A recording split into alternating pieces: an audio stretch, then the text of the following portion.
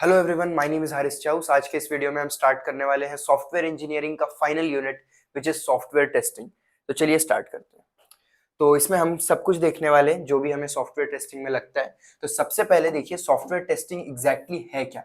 तो देखिए जब हमारा सॉफ्टवेयर बन जाता है या हमें बनाना है सॉफ्टवेयर, तो मेन काम होता है कि जो रिक्वायर्ड स्पेसिफिकेशंस है, स्पेसिफिकेशंस मतलब क्या, सॉफ्टवेयर में क्या चाहिए वो स्टेक होल्डर्स आपको बताते हैं। फिर वो स्पेसिफिकेशंस आपका मीट कर रहा है क्या सॉफ्टवेयर, और साथ ही साथ उसमें डिफेक्ट्स और बग्स तो नहीं है, ये चीजें देखने के लिए हम सॉफ्टवेयर टेस्टिंग करते हैं। तो पर्पस देखिए सॉफ्टवेयर टेस्टिंग का एग्जैक्टली आपको डिफेक्ट्स जो है पहले ही पता करना है। सॉफ्टवेयर टेस्टिंग अगर आपको लग रहा होगा पूरा सॉफ्टवेयर बन जाता है, कोडिंग हो जाती है फिर टेस्टिंग करते हो, ऐसा नहीं होता। टेस्टिंग आप पहले से ही शुरू कर देते हो। जैसा रिस्क में भी देखिए, आप रिस्क पहले एनालाइज करते हो ताकि पहले अगर आपको पता रहे क्या रिस्क होने वाले, तो वो आगे नहीं होते, आप पहले उन्हें रिजॉल्व कर लेते हो। तो टेस्टिंग में भी ऐसा ही होता है, डिफेक्ट्स आप पहले ही जो है डिटेक्ट करते हो। क्वालिटी इंश्योर करना है सॉफ्टवेयर की, तो सॉफ्टवेयर क्वालिटी एश्योरेंस एसक्यूए वगैरह भी टेस्ट की जाती है। वेरीफाई करना है आपको कि सॉफ्टवेयर रिक्वायरमेंट्स मीट करता है यूजर के भी, और इंश्योर करना है कि सॉफ्टवेयर अलग अलग कंडीशंस में भी काम करता है। तो इसमें टेस्ट केसेस होते हैं अलग अलग, आप अलग केसेस में चेक करते हो कि सॉफ्टवेयर कैसा रिएक्ट कर रहा है और कैसा करना चाहिए। जैसा कुछ एरर हो रही है तो वो रिकवर कर पा रहा है क्या खुद को, ये सारी चीजें। तो गाइडलाइंस देखिए for a successful software testing strategy. सबसे पहला है रिक्वायरमेंट्स अच्छे से समझना है, और वो रिक्वायरमेंट्स के बेसिस पे सॉफ्टवेयर काम कर रहा है कि ये पहली चीज चेक करना है।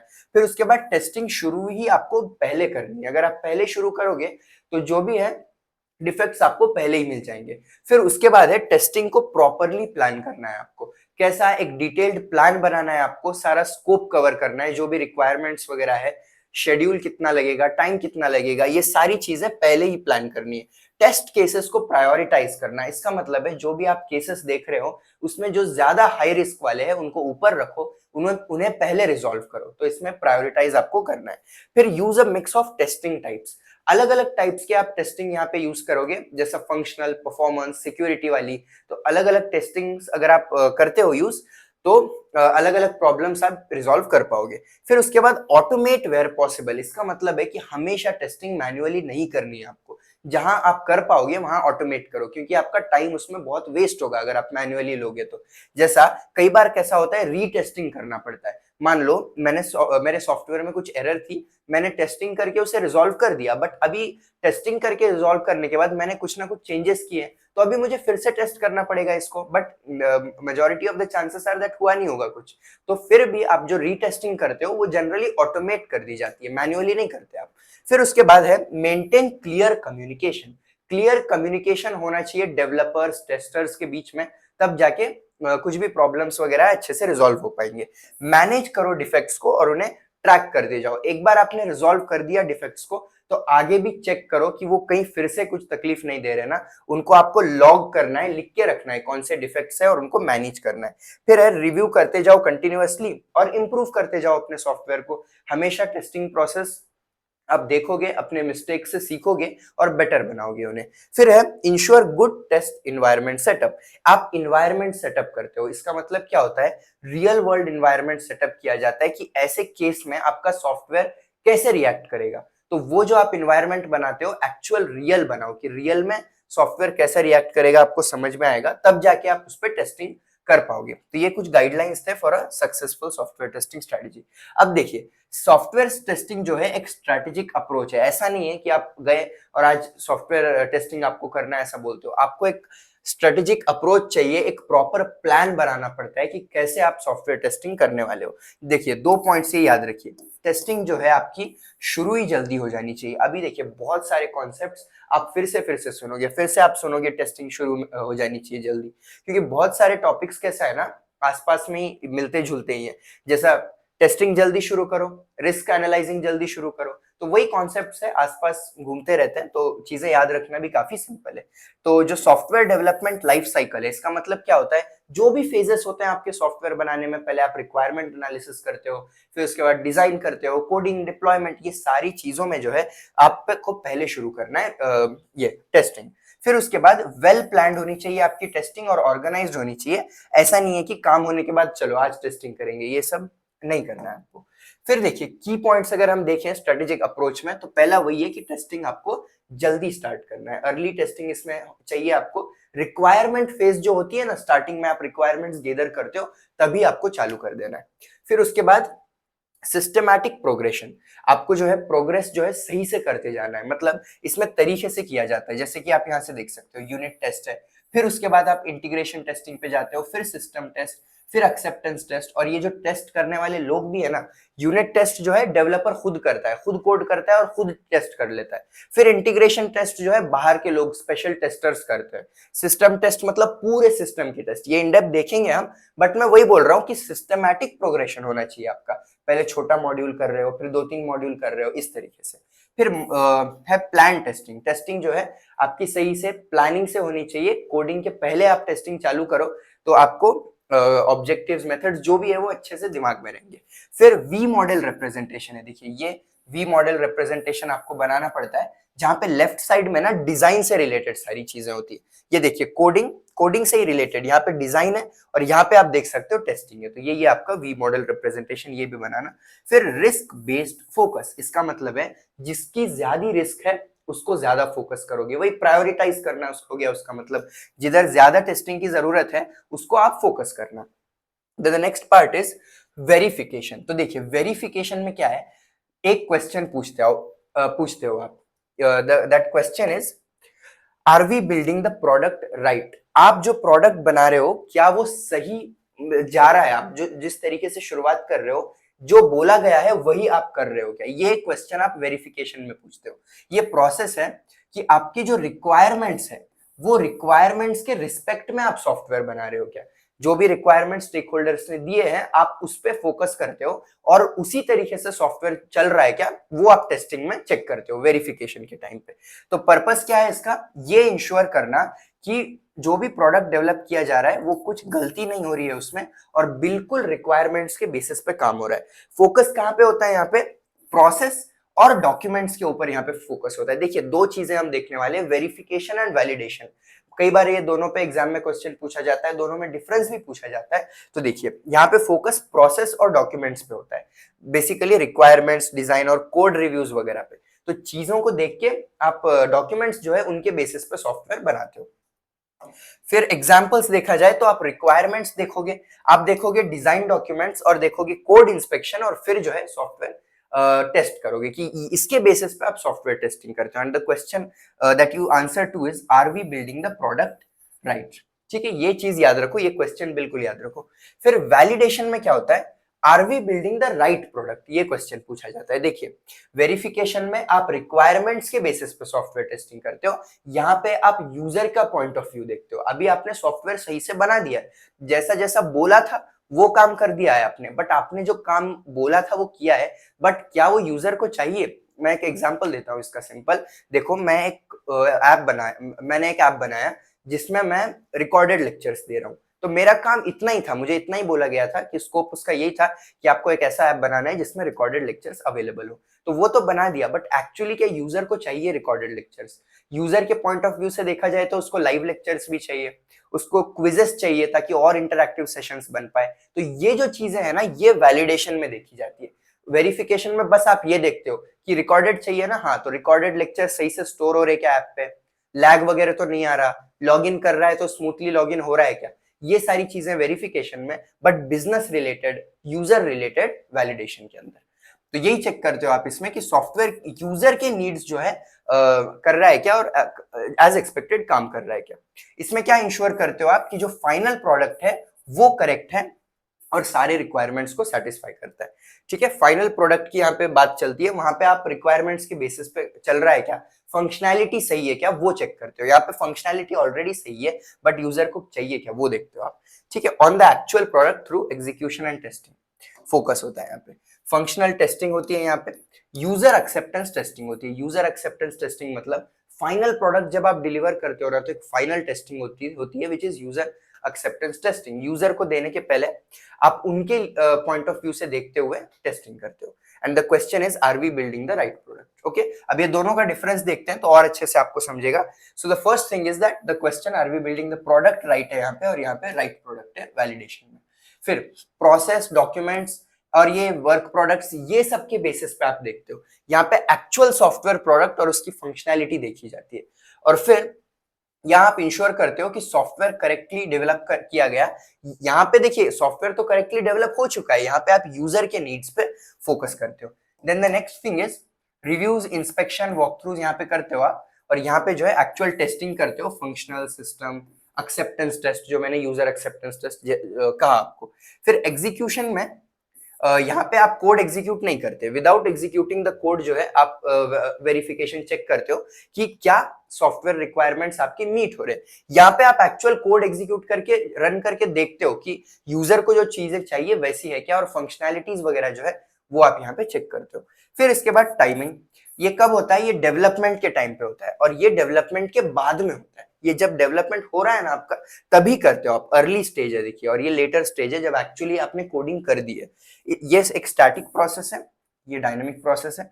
फिर उसके बाद एग्जांपल्स अगर देखे जाए तो देखिए यहाँ पे डिजाइन डॉक्यूमेंट्स रिव्यू करना, कोडिंग स्टैंडर्ड्स चेक करना, यहाँ पे एक्चुअल एप्लीकेशन को रन करो आप, फिर यूजर एक्सेप्टेंस टेस्टिंग परफॉर्म करो। Okay, so these were the differences, ये एक्चुअली पूछा गया क्वेश्चन है एग्जाम में। Then the next part is organising for software testing. इसके अंदर क्या करते हो आप, जो भी टेस्टिंग एक्टिविटीज है उनको ऑर्गेनाइज करते हो, स्ट्रक्चर करते हो प्रॉपरली प्रोजेक्ट और कंपनी के साथ। सो की एस्पेक्ट्स क्या है देखिए ऑर्गेनाइजिंग में। सबसे पहला है टेस्टिंग कौन करने वाला है, तो देखिए टेस्टिंग 3 टाइप के लोग करते हैं। सबसे पहला है डेवलपर्स। डेवलपर्स क्या करते हैं, वो करते हैं यूनिट टेस्टिंग, मतलब वो जो खुद कोड लिखते हैं ना, एक मॉड्यूल का उन्होंने कोड लिख दिया, एक स्पेसिफिक मॉड्यूल कुछ उन्होंने बनाया हुआ है, तो वो उतने ही पार्ट की टेस्टिंग करते हैं, ऐसा नहीं कि पूरी टेस्टिंग करेंगे।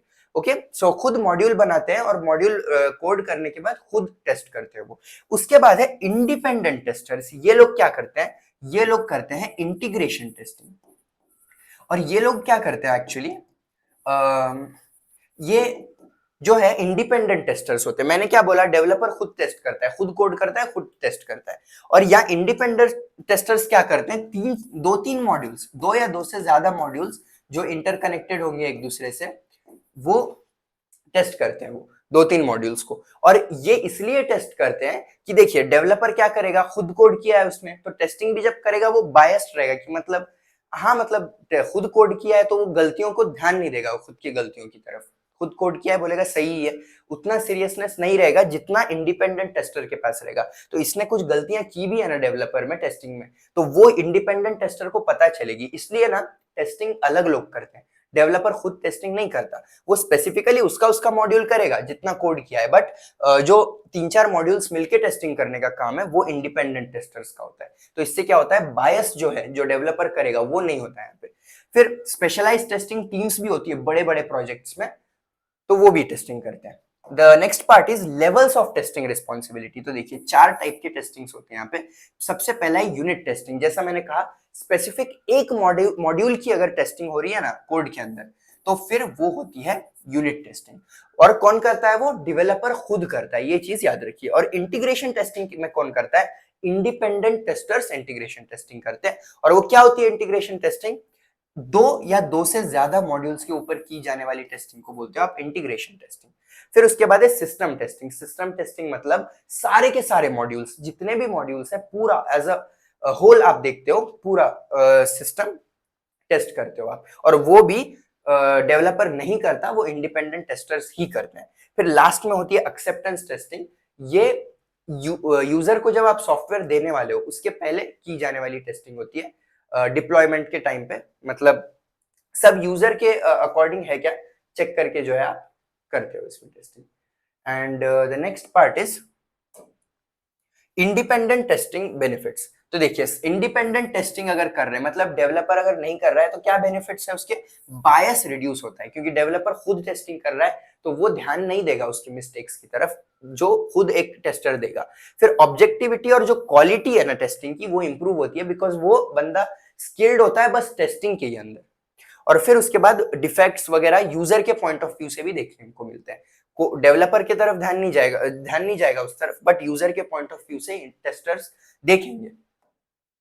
फिर उसके बाद है criteria for completion of testing. तो देखिए बेसिकली ना 2 क्राइटेरियाज होते हैं, एक होता है एंट्री क्राइटेरिया। एंट्री क्राइटेरिया का मतलब होता है टेस्टिंग करने को आपको अभी जाना है ना, तो टेस्टिंग स्टार्ट करने के पहले आपको क्या क्या काम करना है, और फिर एग्जिट क्राइटेरिया होता है कि क्या आप कर दोगे तो आपकी टेस्टिंग खत्म हो जाएगी, एग्जिट कर पाओगे आप। एग्जिट क्राइटेरिया में आप वो चीजें बताओगे जो करने के बाद you can exit the testing, and entry criteria में आप वो चीजें बताओगे, वो चीजें करने के बाद आप टेस्टिंग करना चालू कर सकते हो। ठीक है, तो एंट्री क्राइटेरिया हम पहले देखते हैं। तो इसमें वही लिखा है कि ये वो कंडीशंस डिफाइन करता है जो आपको पहले करनी है बिफोर टेस्टिंग। ओके, तो ये सारी चीजें हैं। सबसे पहला है टेस्ट प्लान का अप्रूव होना। आप एक टेस्ट प्लान बनाते हो और टेस्ट प्लान में सारी स्ट्रेटजीज होती है, किस तरीके से आप टेस्टिंग वगैरह करने वाले हो, वो स्टेक होल्डर्स अप्रूव करेंगे तब आप जो है कर सकते हो। फिर एक टेस्ट इन्वायरमेंट सेटअप करते हो, तो ये जब भी है बेसिकली आप एक रियल वर्ल्ड एनवायरनमेंट सेट करते हो, ऐसा याद रखो कि जो है उसमें आप टेस्ट करके देखोगे कि कैसा आपका सॉफ्टवेयर रन करता है, वहां पे आप टेस्टिंग करोगे। और साथ ही साथ जो भी चीजें आपको लगने वाली है वो लोगे, हार्डवेयर सॉफ्टवेयर जो भी है। और फिर उसके बाद टेस्ट डेटा आप अवेलेबल करते हो। टेस्ट डेटा का मतलब है अलग अलग सिनारियोज में क्या होने वाला है वो टेस्ट डेटा। मतलब सिंपल एग्जांपल दूं तो आप जब लॉगिन करते हो तो अगर आप रॉन्ग पासवर्ड लिखते हो तब क्या आएगा, सही पासवर्ड लिखते हो तब क्या आएगा, फॉरगॉट पासवर्ड करते हो तो क्या क्या चीजें हैं ना, अलग अलग केसेस में आपको टेस्ट करना है, वो होता है टेस्ट डेटा। क्योंकि बहुत केसेस हो सकती है, वो सारी केसेस आपको देखनी है कि वो केस में कैसा परफॉर्म करेगा आपका सॉफ्टवेयर। फिर आपके कोड में स्टेबिलिटी होनी चाहिए। कोड जो है जो भी क्रिटिकल फीचर्स है कोड में वो रेडी होने चाहिए टेस्टिंग के लिए। और बाद में टेस्ट टीम भी रेडी होनी चाहिए, प्रॉपर स्टाफ, और वो स्टाफ के साथ जो भी उनको रिसोर्सेस टूल्स लगने वाले वो सारे रेडी होने चाहिए। And the last is requirements उनको क्लियर होने चाहिए, उनको एग्जैक्टली पता होना चाहिए कि ये सॉफ्टवेयर बनाया क्यों जा रहा है, कि क्या काम है एग्जैक्टली ये सॉफ्टवेयर का। तो ये सारी चीजें अगर है तब आप सॉफ्टवेयर टेस्टिंग शुरू कर सकते हो। So this was the entry criteria to start software testing. Now exit criteria is that if all these things are done, आप छोड़ सके जा सकते हो, आप क्लोज कर दे सकते हो टेस्टिंग को। So the first thing is all test cases are executed। अब ये टेस्ट केसेस क्या है, जो हमने टेस्ट डेटा देखा अभी अलग अलग केसेस मैंने आपको बताए, ये अगर आपने एग्जीक्यूट कर दिए और उनके रिजल्ट्स जो आए हैं वो डॉक्यूमेंट करके रखे, आपने उनका रिजल्ट लिख दिया कि एग्जैक्टली ये टेस्ट केस में ऐसा हुआ, वो एक चीज है। फिर सारे डिफेक्ट्स आप रिजॉल्व कर देते हो, जो भी प्रॉब्लम्स थे, मेजर डिफेक्ट्स थे, आप रिजॉल्व करते हो। और जो माइनर डिफेक्ट्स थे आप उन्हें छोड़ भी देते हो, कि हर डिफेक्ट रिजॉल्व नहीं भी होती है, कुछ कुछ छोड़ भी दिए जाते हैं कि ये माइनर डिफेक्ट है। कई बार डिफेक्ट्स को डिफर भी कर दिया जाता है। डिफर मतलब आप बोलते हो कि हम इन्हें ना बाद में देखेंगे, अगले अगले अपडेट में इनको सही करेंगे। तो इस तरीके की भी कुछ चीजें होती है, बट आपको सब रिजॉल्व कर देना है। फिर टेस्ट कवरेज जो है वो अचीव होना चाहिए, जो भी रिक्वायरमेंट्स है फंक्शनल नॉन फंक्शनल हो वो सब थरोली आप टेस्ट करो, ताकि पूरे सॉफ्टवेयर की कवरेज मतलब पूरा कवर हो जाना चाहिए आपका सॉफ्टवेयर। फिर परफॉर्मेंस गोल्स जो भी थे, आपका परफॉर्मेंस, सिक्योरिटी, स्पीड वगैरह जो भी है वो सारी चीजें टेस्ट होनी चाहिए। फिर उसके बाद defect density acceptable. Defect density क्या होती है, देखिए कुछ कुछ डिफेक्ट्स आप छोड़ देते हो, जैसा मैंने आपको कहा, तो वो जो डिफेक्ट्स आप छोड़ते हो ना, उनकी डिफेक्ट डेंसिटी है लो होनी चाहिए बहुत ज्यादा, कि वो वैसा भी डिफेक्ट अगर एग्जिस्ट भी करेगा ना आपके सॉफ्टवेयर में तो उतना मैटर नहीं होगा। And even if you leave it, आपको उसके लिए भी सॉल्यूशंस रेडी रखने हैं, अगर वो डिफेक्ट है भी तो आप कैसा उसको सॉल्व करोगे। फिर उसके बाद कस्टमर और स्टेक होल्डर का आपको अप्रूवल ले लेना है कि हमने ये टेस्टिंग की है, उनको सारे आपको डॉक्यूमेंट्स बताने हैं कि क्या डिफेक्ट्स आपने रिजॉल्व किए, क्या टेस्ट केसेस एग्जीक्यूट किए, तब जाके वो आपको अप्रूवल देंगे। और लास्ट में जो है आपके टेस्ट रिपोर्ट्स जो है सारे कंप्लीट हो जाएंगे, उसमें सब कुछ क्या डिफेक्ट्स आपने निकाला वगैरह वगैरह सब कुछ आप लिख के रखोगे, and then you can stop test software testing. Exit criteria यही था।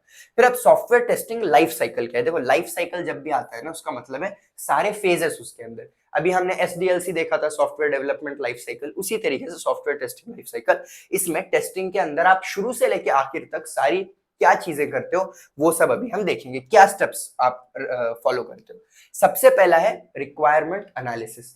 टेस्टर्स क्या करते हैं, सब में पहले रिक्वायरमेंट्स जो लिख के रखे वो पढ़ते हैं, समझते हैं कि एग्जैक्टली ये सॉफ्टवेयर काम कैसे करता है, तब जाके उनको पता चलेगा ना कि टेस्टिंग करते वक्त कि ये सही हो रहा है या नहीं हो रहा है। तो पहला काम है उनका रिक्वायरमेंट्स देखना। फिर उसके बाद है टेस्ट प्लानिंग। टेस्ट प्लानिंग में क्या है, एक टेस्ट स्ट्रेटजी बनाई जाती है, जो भी रिसोर्सेस चाहिए, टूल्स चाहिए, वो सब कुछ आप प्लान करके रखते हो।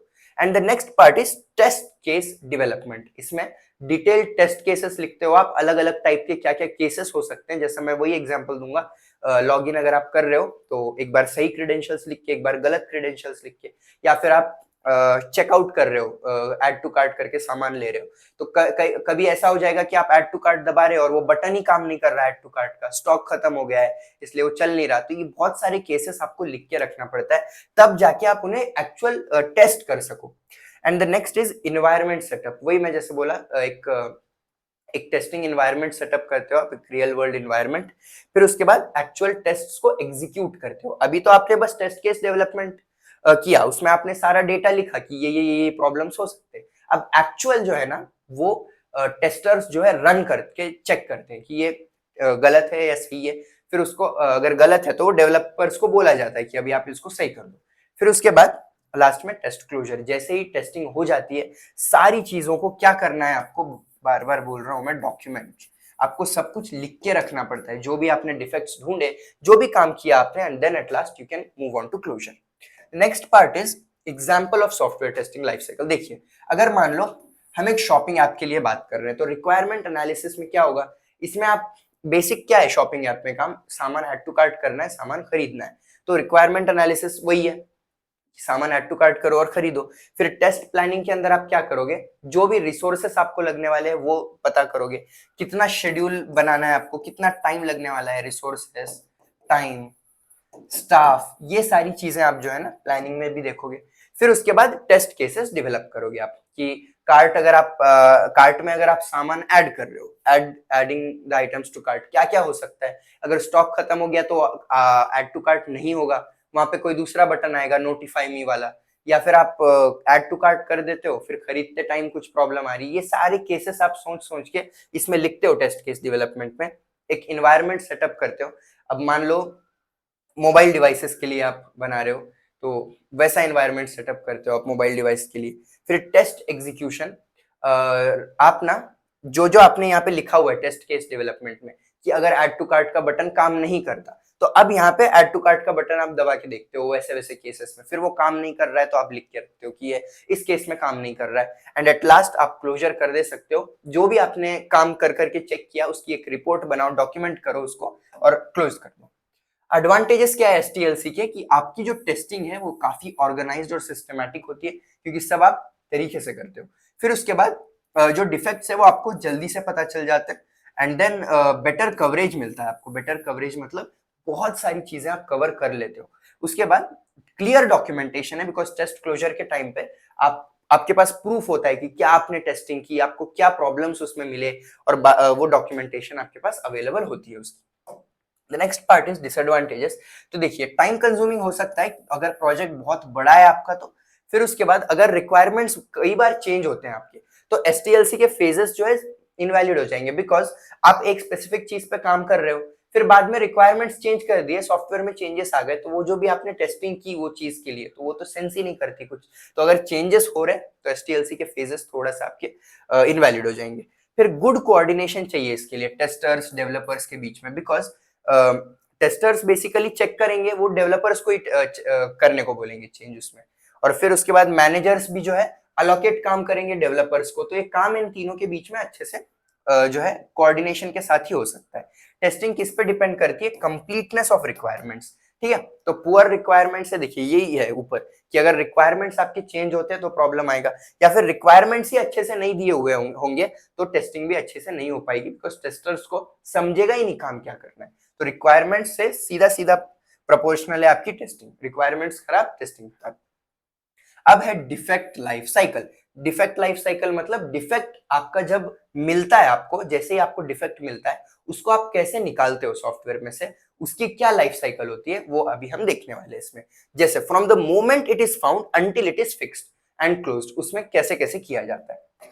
सो बहुत ही सिंपल है। सबसे पहले जो है ना, आप टेस्टर क्या करता है, डिफेक्ट फाइंड करता है और उसको न्यू मार्क कर देता है और रिपोर्ट करता है वो न्यू बोल के, कि उसने एक डिफेक्ट फाइंड कर लिया।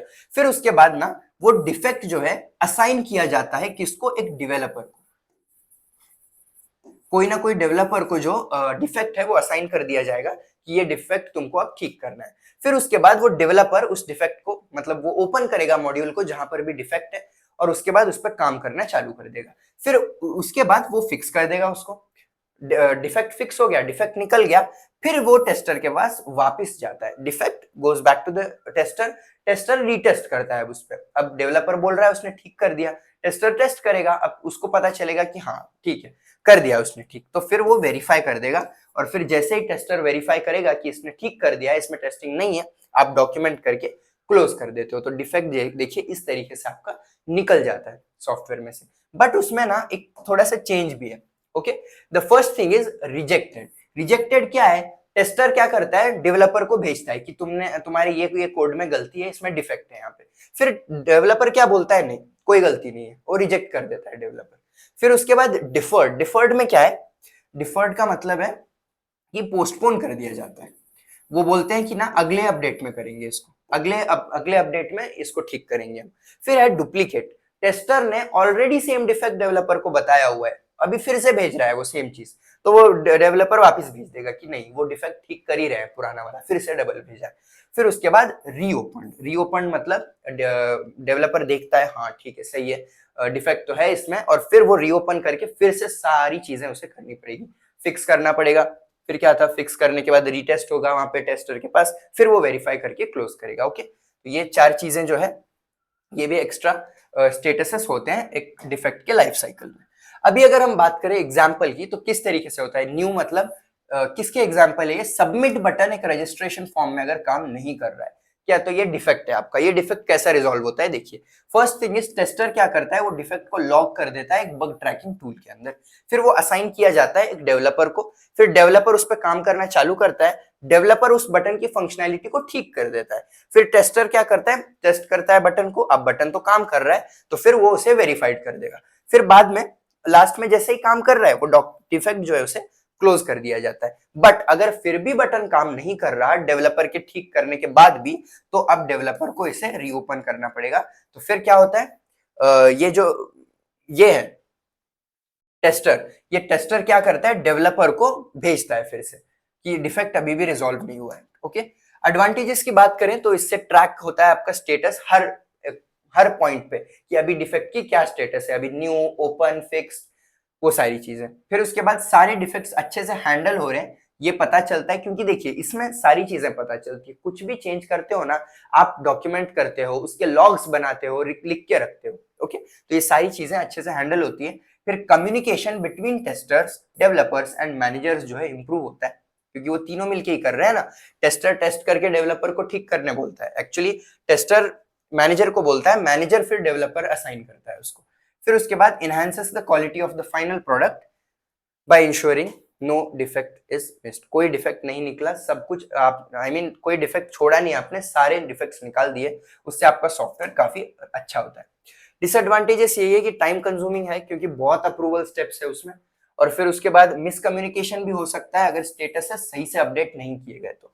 फिर उसके बाद मैनेज अच्छे से अगर नहीं किया तो डिफेक्ट क्या है, सर्टेन स्टेटस में ही छूट जाएगा, उसके आगे जाएगा ही नहीं वो। अगर बाय चांस ओपन ही नहीं किया डेवलपर ने तो वो छूट गया ना डिफेक्ट से। फिर उसके बाद इससे ओवरहेड भी हो जाता है, क्योंकि लो प्रायोरिटी डिफेक्ट्स को भी इतना टाइम पास में से जाना पड़ता है जिसको उतना काम लगता भी नहीं, तो लो प्रायोरिटी डिफेक्ट्स में आप इतना टाइम वेस्ट कर दोगे, सो इट्स अ डिसएडवांटेज। फिर स्ट्रैटेजिक इश्यूज देखिए, इसके अंदर डिसीजंस और साथ ही साथ चैलेंजेस जो आपके टेस्टिंग को शेप देते हैं वो हम देखेंगे स्ट्रैटेजिक इश्यूज के अंदर। तो सबसे पहले वही है टेस्ट प्लानिंग। टेस्ट प्लानिंग के अंदर आप प्लान बनाते हो, क्या क्या टेस्टिंग करने वाले हो, कब शुरू करना है, क्या करना है, वो सारी चीजें आर इन प्लानिंग। फिर टेस्ट कवरेज, आप क्या क्या कवर करने वाले हो वो सब देखते हो। हाई रिस्क चीजें जो है उन्हें आप पहले कवर करोगे प्रायोरिटी के साथ, हाई रिस्क को प्रायोरिटी दोगे। फिर उसके बाद टेस्ट रिसोर्सेस, रिसोर्सेस में कौन कौन आ गया, अब रिसोर्सेस में आपको चाहिए स्किल्ड पीपल, स्किल्ड स्टाफ लिखता हूँ। फिर उसके साथ आपको जो भी सॉफ्टवेयर हार्डवेयर की जरूरत है, सॉफ्टवेयर हार्डवेयर, या फिर टाइम मतलब शेड्यूल लिख सकते हो आप, ये सारी चीजें रिसोर्सेस में आती है। फिर उसके बाद टेस्ट एग्जीक्यूशन एंड ऑटोमेशन। देखिए मैंने ऑटोमेशन का शायद पहले भी बोला था कि यहाँ पे मैनुअल वर्सेस ऑटोमेशन आप चेक करते हो, क्योंकि कई बार कैसा है अगर रीटेस्ट आपको करना है तो ऑटोमेशन को ही प्रेफरेंस दिया जाता है। आप मैनुअल करके टाइम वेस्ट नहीं कर सकते आपका, तो कई जगह पे जहां जरूरी है वहां ऑटोमेशन इज नेसेसरी।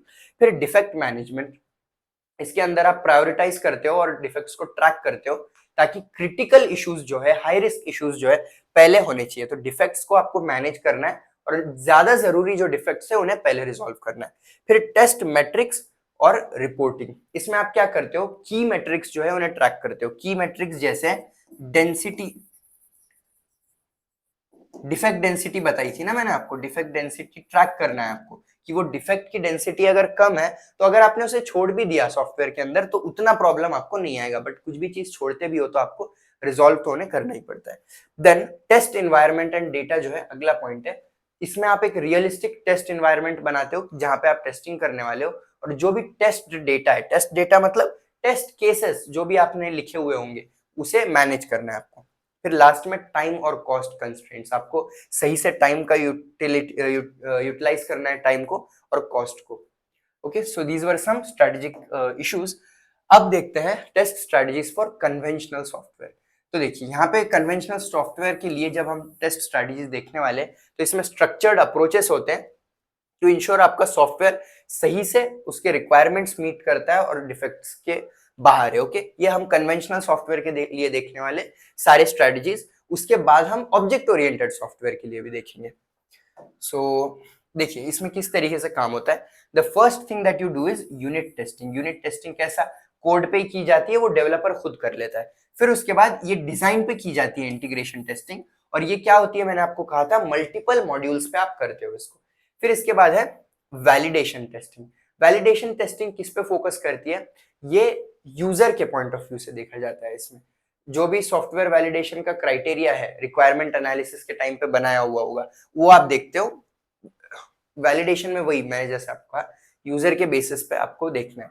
फिर लास्ट में सिस्टम टेस्टिंग, जो सिस्टम इंजीनियरिंग के टाइम पे मतलब ये पूरा पूरा जो भी आपका मॉड्यूल सारे रहेंगे उनके ऊपर आप टेस्टिंग करते हो, दैट इज सिस्टम टेस्टिंग। तो इस तरीके के अलग अलग टेस्टिंग होते हैं, इन डेप्थ हम सबको देखने वाले हैं। The first thing is unit testing. तो सीधा सीधा एक मॉड्यूल आप उठाते हो और एक मॉड्यूल के ऊपर ही टेस्टिंग करते हो, उसे बोला जाता है यूनिट टेस्टिंग, और ये डेवलपर खुद करता है। ओके, तो पर्पस यही है कि small piece of the program जो है एज डिजाइंड रन करना चाहिए, तब जाके आपकी टेस्टिंग सक्सेसफुल होगी। परफॉर्म कौन करता है, डेवलपर्स खुद परफॉर्म करते हैं कोडिंग के टाइम पे। एग्जांपल्स दिए हुए हैं यहाँ पे जिन टूल्स का यूज किया जाता है टेस्टिंग करने के लिए, JUnit, NUnit, PyTest, Google test वगैरह। Okay, then the next part is various test conducted during unit test. तो देखिए जब आप यूनिट टेस्ट कंडक्ट कर रहे हो ना खुद, तो आपको ये सारे टेस्ट देखने पड़ते हैं। तो बेसिकली आपका काम क्या है, बहुत सारे मॉड्यूल्स है बट आप टेस्टिंग किस पे करोगे, सिर्फ एक मॉड्यूल के ऊपर। Why, because this is unit test, and ये सारी चीजें आपको मॉड्यूल के अंदर टेस्ट करनी है। सबसे पहला है इंटरफेस। इंटरफेस के अंदर क्या है, जो भी मॉड्यूल इंटरफेस होंगे, इंटरफेस मतलब क्या होता है, एक मॉड्यूल दूसरे मॉड्यूल से कैसा इंटरैक्ट करता है, डेटा कैसे फ्लो हो रहा है, वो सारी चीजें आप देखते हो। ये जिससे भी डिपेंडेंट होगा जिसके ऊपर, उसके साथ सही से डेटा वगैरह फ्लो हो रहा है क्या, वो इंटरफेस जो भी है देखना है। फिर उसके बाद लोकल डेटा स्ट्रक्चर्स, इसके अंदर का जो भी डेटा है वो सही है क्या, अच्छे से सेट है क्या, इंटेग्रिटी उसकी कैसी है, integrity of data, security of data, ये सारी चीजें आप देखते हो लोकल डेटा स्ट्रक्चर में। फिर आप बाउंड्री कंडीशन रखते हो ताकि आपका जो भी डेटा है वो लिमिट में रहे, ऐसा नहीं कि इधर से उधर पास हो रहा है, तो आपको उसको बाउंड्री सेट करके रखना है। फिर उसके बाद इंडिपेंडेंट पाथ। इंडिपेंडेंट पाथ का मतलब है कि एक स्पेसिफिक पाथ आप जो है चेक करते हो मॉड्यूल के अंदर। मतलब देखिए अगर ऐसा कोई कोड है, सिंपल बताता हूं आपको, if A is greater than B do something else do something. तो देखिए इसमें ना दो पाथ्स है आपके, क्योंकि आप क्या बोल रहे हो, if this is this do something and if not then do this. तो यहाँ पे दो पाथ्स बन गए आपके। तो एक जो इफ का पाथ है वो स्पेसिफिक इंडिपेंडेंट पाथ है, ये आप टेस्ट करते हो एक मॉड्यूल के अंदर। फिर error handling paths. Error handling paths के अंदर क्या है, जो भी एरर्स हैंडल करने वाली चीजें वो सब चेक की जाएगी। तो बेसिकली इतना ही है, एक मॉड्यूल के अंदर ये सारी आप चीजें देखते हो, और फिर ये सब चेक करने के बाद ये जो है टेस्ट केसेस यहाँ पे जनरेट किए जाते हैं। The next part is errors that you identify during testing. सबसे पहला है लॉजिक एरर्स। लॉजिक एरर्स में एल्गोरिदम से रिलेटेड वगैरह कुछ एरर्स आपको देखने को मिलती है। लॉजिकल एरर, ऐसा नहीं कि कोड में कुछ एरर है, ऐसा नहीं, एल्गोरिदम्स वगैरह में आपको देखने को मिलेगी या कैलकुलेशन में। फिर है इनकरेक्ट फंक्शनैलिटी, जो फंक्शन उसे परफॉर्म करना है, जो आउटपुट देना है वही नहीं देता आपका code, so that is incorrect functionality. फिर है बाउंड्री एरर्स, यहाँ पे इनपुट वैल्यूज अगर आपके रेंज के बाहर चले जाते हैं, out of range, okay, out of range या आउट ऑफ बाउंड्री, ऐसे कुछ अगर आपके वैल्यूज जाते हैं तो बाउंड्री एरर्स देखने को मिलती है। तो बाउंड्री कंडीशन में वही आप चेक करते हो कि वैल्यू आपका आउट ऑफ रेंज या आउट ऑफ बाउंड्री नहीं जाना चाहिए। फिर एक्सेप्शन हैंडलिंग एरर्स, तो इसके अंदर अनएक्सपेक्टेड चीजें जब होती है तो अनएक्सपेक्टेड चीजों को हैंडल करने का काम जो है वो सारी चीजें जो है ना यूनिट टेस्टिंग में होती है। तो एक्सेप्शन हैंडलिंग मतलब अनएक्सपेक्टेड कुछ भी चीज हो गई तो आपका सॉफ्टवेयर उसको रिजॉल्व करना चाहिए या तो कुछ तो रिस्पॉन्स देना चाहिए। फिर रिसोर्स लीक्स, रिसोर्स लीक्स का मतलब है मेमोरी वगैरह का आपका लीक होना, या फिर आपने सॉफ्टवेयर बंद कर दिया बट फाइल बंद ही नहीं हुई, अंदर की खुली रह गई फाइल, तो ऐसी चीजें नहीं होनी चाहिए, डेटा लीक नहीं होना चाहिए।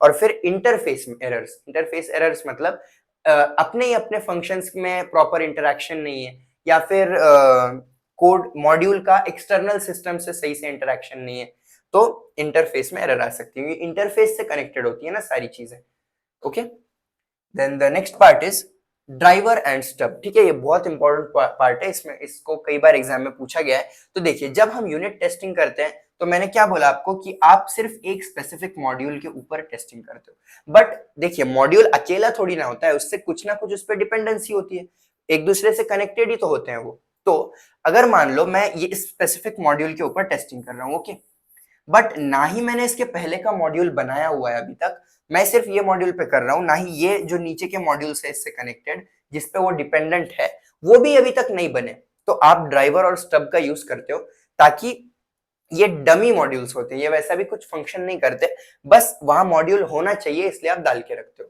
तो देखिए इसका जो ऊपर का मॉड्यूल है मतलब ये किसको कॉल करेगा, driver calls module, okay, simple language में आपको बता रहा हूं, ड्राइवर ये जो है यहाँ पे एक फंक्शन होना चाहिए था जो फंक्शन कॉल करेगा इसको, मान लो ये मेन फंक्शन है, फिर मेन फंक्शन इसको कॉल करेगा छोटे वाले फंक्शन को, फिर ये फंक्शन इन लोग को कॉल करेगा, यहाँ पे अगर कोई डेटा है तो डेटा को अगर उसे एक्सेस करना है तो देखिए नीचे का जो पार्ट है जो जिसको ये कॉल करेगा, ओके, दोज आर स्टब्स, और ये जिससे कॉल होने वाला है वो होता है ड्राइवर। तो ये ड्राइवर और स्टब है, ये कुछ काम नहीं करते, ये डमी टाइप होते हैं, आप इन्हें इसलिए बनाते हो क्योंकि ये उसके ऊपर डिपेंडेंट है, बट अभी तक आपने ये मॉड्यूल बनाया ही नहीं है, और अगर बनाया भी है तो आपको उनसे कुछ लेना देना नहीं है क्योंकि आप यहाँ पे सिर्फ एक ही मॉड्यूल पे टेस्टिंग करते हो, तो आप बस वहां पे ड्राइवर और स्टब रख देते हो ताकि डिपेंडेंसी से कनेक्शन रहे, बट उसमें वो फंक्शनैलिटी नहीं रखते हो आप, सो डमी टाइप है ऐसा समझ लो। तो वही यहाँ पे लिखा हुआ है, एक टेम्पररी प्रोग्राम होता है ड्राइवर जो कॉल करता है यूनिट को, देखिए ड्राइवर किसको कॉल करने वाला है, मॉड्यूल को, वही लिखा हुआ है यूनिट को। फिर उसके बाद ये सिमुलेट करता है एक हायर लेवल मॉड्यूल जो इन्वोक करेगा यूनिट को, ड्राइवर, ओके, हायर लेवल है ना, वो ऊपर है, वो इन्वोक करेगा आपके मॉड्यूल को। जैसा मान लो एक मेन फंक्शन है that passes input to a function, okay, तो वो मेन फंक्शन की तरह काम करता है, ऐसा आप समझ सकते हो ड्राइवर। अब स्टब क्या है, स्टब एक टेम्पररी प्रोग्राम होता है जो यूनिट के अंडर होता है, देखो मैंने बताया मॉड्यूल के नीचे का जो पार्ट था दैट वाज स्टब, ये सिमुलेट करता है एक lower level module, and driver क्या कर रहा था, एक हायर लेवल मॉड्यूल को सिमुलेट कर रहा था दैट इजंट अवेलेबल। अगर वहां पे मॉड्यूल अवेलेबल है तो आप वो डायरेक्टली यूज कर सकते हो, वहां पे अवेलेबल ही नहीं है, वो मॉड्यूल ही नहीं हमने बनाया है, इसलिए ड्राइवर स्टब्स का हम यूज कर रहे हैं। अभी आप और 5 बार देखने वाले हो ड्राइवर स्टब्स को ये वीडियो में। अब फेक डेटाबेस रिस्पॉन्स जैसा बना दिया है आपने, जब एक्चुअल डेटाबेस मॉड्यूल रेडी नहीं है तो एक फेक डेटाबेस रिस्पॉन्स बना दिया बस कनेक्शन करने के लिए। फिर है इंटीग्रेशन टेस्टिंग। अभी देखिए इंटीग्रेशन टेस्टिंग में मैंने क्या बोला था, 3-4 मॉड्यूल्स को मिला के आप टेस्टिंग करते हो, that is integration testing, and integration is testing is performed by testers, the earlier testing was performed by developers, okay, the process of testing the interaction between two or more individual software components, okay, जब उनका unit test हो चुका है। Purpose यही है कि आपको अलग अलग मॉड्यूल साथ में कैसे काम करते देखना है और ये परफॉर्म करते हो आप यूनिट टेस्टिंग के बाद। द नेक्स्ट पार्ट इज की पॉइंट्स ऑफ इंटीग्रेशन टेस्टिंग। सबसे पहला उसका फोकस वही है कि जो भी एरर्स है मॉड्यूल इंटरैक्शंस के अंदर, मान लो कुछ डेटा सही से शेयर नहीं हो रहा है, गलत फंक्शंस कॉल हो रहे हैं, बेसिकली वो मॉड्यूल के अंदर का काम तो सही है, यूनिट टेस्टिंग ने बता दिया है वो मॉड्यूल अपना काम ठीक से कर रहा है, बट आजू बाजू से कनेक्शन होने के बाद डेटा सही से ट्रांसफर नहीं हो रहा है या फिर रॉन्ग फंक्शन कॉल हो रहा है, इंटरफेस मिसमैच हो रहे हैं, तो सारी चीजें आप चेक करते हो इंटीग्रेशन में। फिर आपका अप्रोच क्या होता है, देखिए मॉड्यूल्स को आप इंडिविजुअली नहीं देखते हैं, यहाँ पे उनको एक साथ कंबाइन करके देखते हो, दैट इज योर अप्रोच। फिर कॉमन प्रॉब्लम्स कुछ इस तरीके के आपको मिलते हैं कि इनकरेक्ट डेटा पास हो रहा है, वही मैंने जो एग्जांपल बताया आपको, मिसकम्युनिकेशन हो रहा है और गलत फंक्शन कॉल हो रहे हैं। नीड क्या है, need for drivers and stubs जो है यहाँ पे, क्योंकि अगर आपके पास फंक्शन रेडी नहीं है जो मॉड्यूल से कनेक्टेड है, डेटाबेस अगर कनेक्टेड नहीं है तो आप स्टब का यूज करोगे, और हाई लेवल मॉड्यूल मतलब उसके ऊपर का मॉड्यूल जो उसे कॉल करेगा वो अवेलेबल नहीं है तो आप ड्राइवर का यूज करते हो। Okay, so driver and stub are used. अब इंटीग्रेशन टेस्ट वही है, देखिए आप इंटीग्रेशन टेस्टिंग जो है ना, इसको दो अप्रोचेस में किया जा सकता है, एक होती है non incremental integration testing and incremental integration testing. अब इनके अंदर भी बहुत सारे वैरायटी है, वो हम वन बाय वन सारे कवर करेंगे। सो the first thing is non incremental integration, तो इसे बिग बैंग इंटीग्रेशन भी कहा जाता है। यहाँ पे आप क्या करते हो, यूनिट टेस्टिंग जैसी ही होती है, जितने भी मॉड्यूल्स है सबको ही मिला के आप टेस्टिंग कर देते हो, तो ये है नॉन इंक्रीमेंटल इंटीग्रेशन। अभी तक मैंने इंटीग्रेशन में बेसिकली आपको क्या बताया था, उसमें आप क्या करते हो, दो तीन मॉड्यूल लेके करते हो, इसमें आप जितने भी मॉड्यूल्स है सारों को एक साथ कर देते हो यूनिट टेस्टिंग के बाद। तो की पॉइंट इसका ये, अप्रोच क्या है, अप्रोच यही है इसका कि ग्रेजुअली कंबाइनिंग नहीं करते आप, थोड़े तीन मॉड्यूल के फिर और थोड़े बढ़ाए, सीधा सीधा जितने भी है सबको साइमल्टेनियसली कर देते हो, और जैसे ही आपने कंबाइन कर दिया उसकी आप टेस्टिंग कर देते हो। Okay, so the next part is advantages. तो एडवांटेजेस यही है कि बहुत सिंपल है, प्लानिंग वगैरह नहीं लगती आपको, क्योंकि सीधा आपको टेस्टिंग उसकी कर देना है। और उसके बाद सूटेबल है ये स्मॉल सिस्टम्स के लिए जिनमें ऑलरेडी कम मॉड्यूल्स होते हैं। अगर आपके बहुत ज्यादा मॉड्यूल्स है तो वैसा भी आप पूरे मिला के नहीं कर सकते, फिर वो बहुत ही कॉम्प्लिकेटेड हो जाएगा। एंड डिसएडवांटेजेस आर, डिबग करना एरर्स को थोड़ा सा डिफिकल्ट हो जाता है, क्योंकि एग्जैक्टली ये समझ में नहीं आता कि कौन से मॉड्यूल में एरर है, क्योंकि आप कंबाइन कर दे रहे हो ना। फिर उसके बाद रिस्क भी काफी इसमें बढ़ जाती है, क्योंकि अगर एरर्स हो गए तो आपको ढूंढना है वो कहाँ पे एरर्स हुए, उन्हें रिजॉल्व करना है, तो वो कॉम्प्लिकेटेड होता है। Late discovery of interface problems, modules के अंदर जो भी प्रॉब्लम्स है इंटरफेस के बीच में, डेटा फ्लो होने में वगैरह वगैरह, उसकी डिस्कवरी आपको लेट होती है। देन इंक्रीमेंटल इंटीग्रेशन, अभी देखिए इंक्रीमेंटल इंटीग्रेशन में वो लॉजिक यूज होता है कि आप थोड़े थोड़े मॉड्यूल्स करते जाते हो। पहले नॉन इंक्रीमेंटल में मैंने क्या बोला, सारा एक साथ कर देते हो, यहाँ पे आप वन बाय वन करते हो चीजें। तो देखिए इसमें खुद हम चार चीजें देखने वाले, पहले top down, bottom up, regression और स्मोक टेस्टिंग, तो सब वन बाय वन आपको बताता हूँ। तो सबसे पहले है top down integration testing.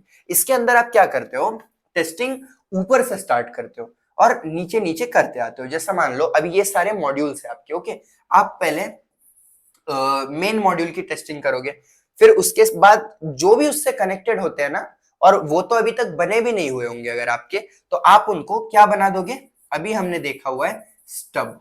Okay, stubs का इसमें आपको यूज करना पड़ता है, क्योंकि ये हाई लेवल होता है ये तो है, मगर नीचे जो कनेक्टेड होते हैं वो स्टब होते हैं, और जो ऊपर कनेक्टेड होता है वो ड्राइवर होता है। बट ये तो आपको पता है, इस पे ही आपको टेस्टिंग करना है ना। तो टॉप डाउन अप्रोच में इस तरीके से काम होता है। तो देखिए टॉप लेवल मॉड्यूल को पहले आप टेस्ट करोगे, फिर उसके बाद ग्रेजुअली नीचे नीचे आते जाओगे लोअर लेवल मॉड्यूल्स पे, यहाँ पे स्टब्स का यूज होता है, ये चीज बिल्कुल याद रखो आप।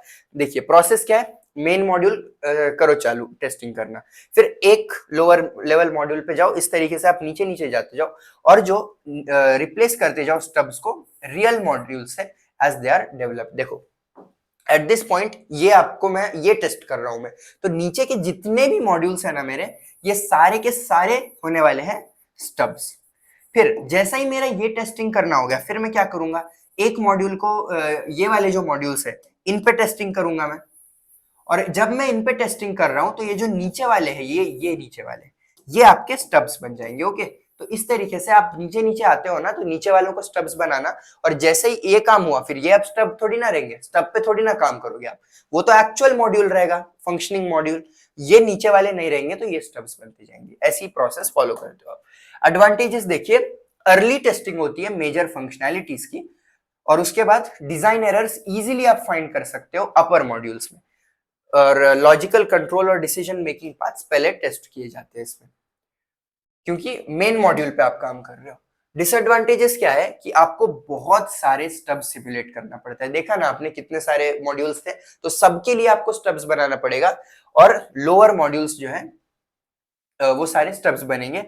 And then lower level functionality may not be tested thoroughly until late. Lower level की जो फंक्शनैलिटी है वो तब तक आप टेस्ट नहीं करते जब तक ग्रेजुअली होते होते आप उसके पास आ नहीं जाते। शुरू में तो वो स्टब्स ही रहने वाले, तो लोअर लेवल की फंक्शनैलिटी टेस्ट आपकी ठीक से नहीं होती इसमें।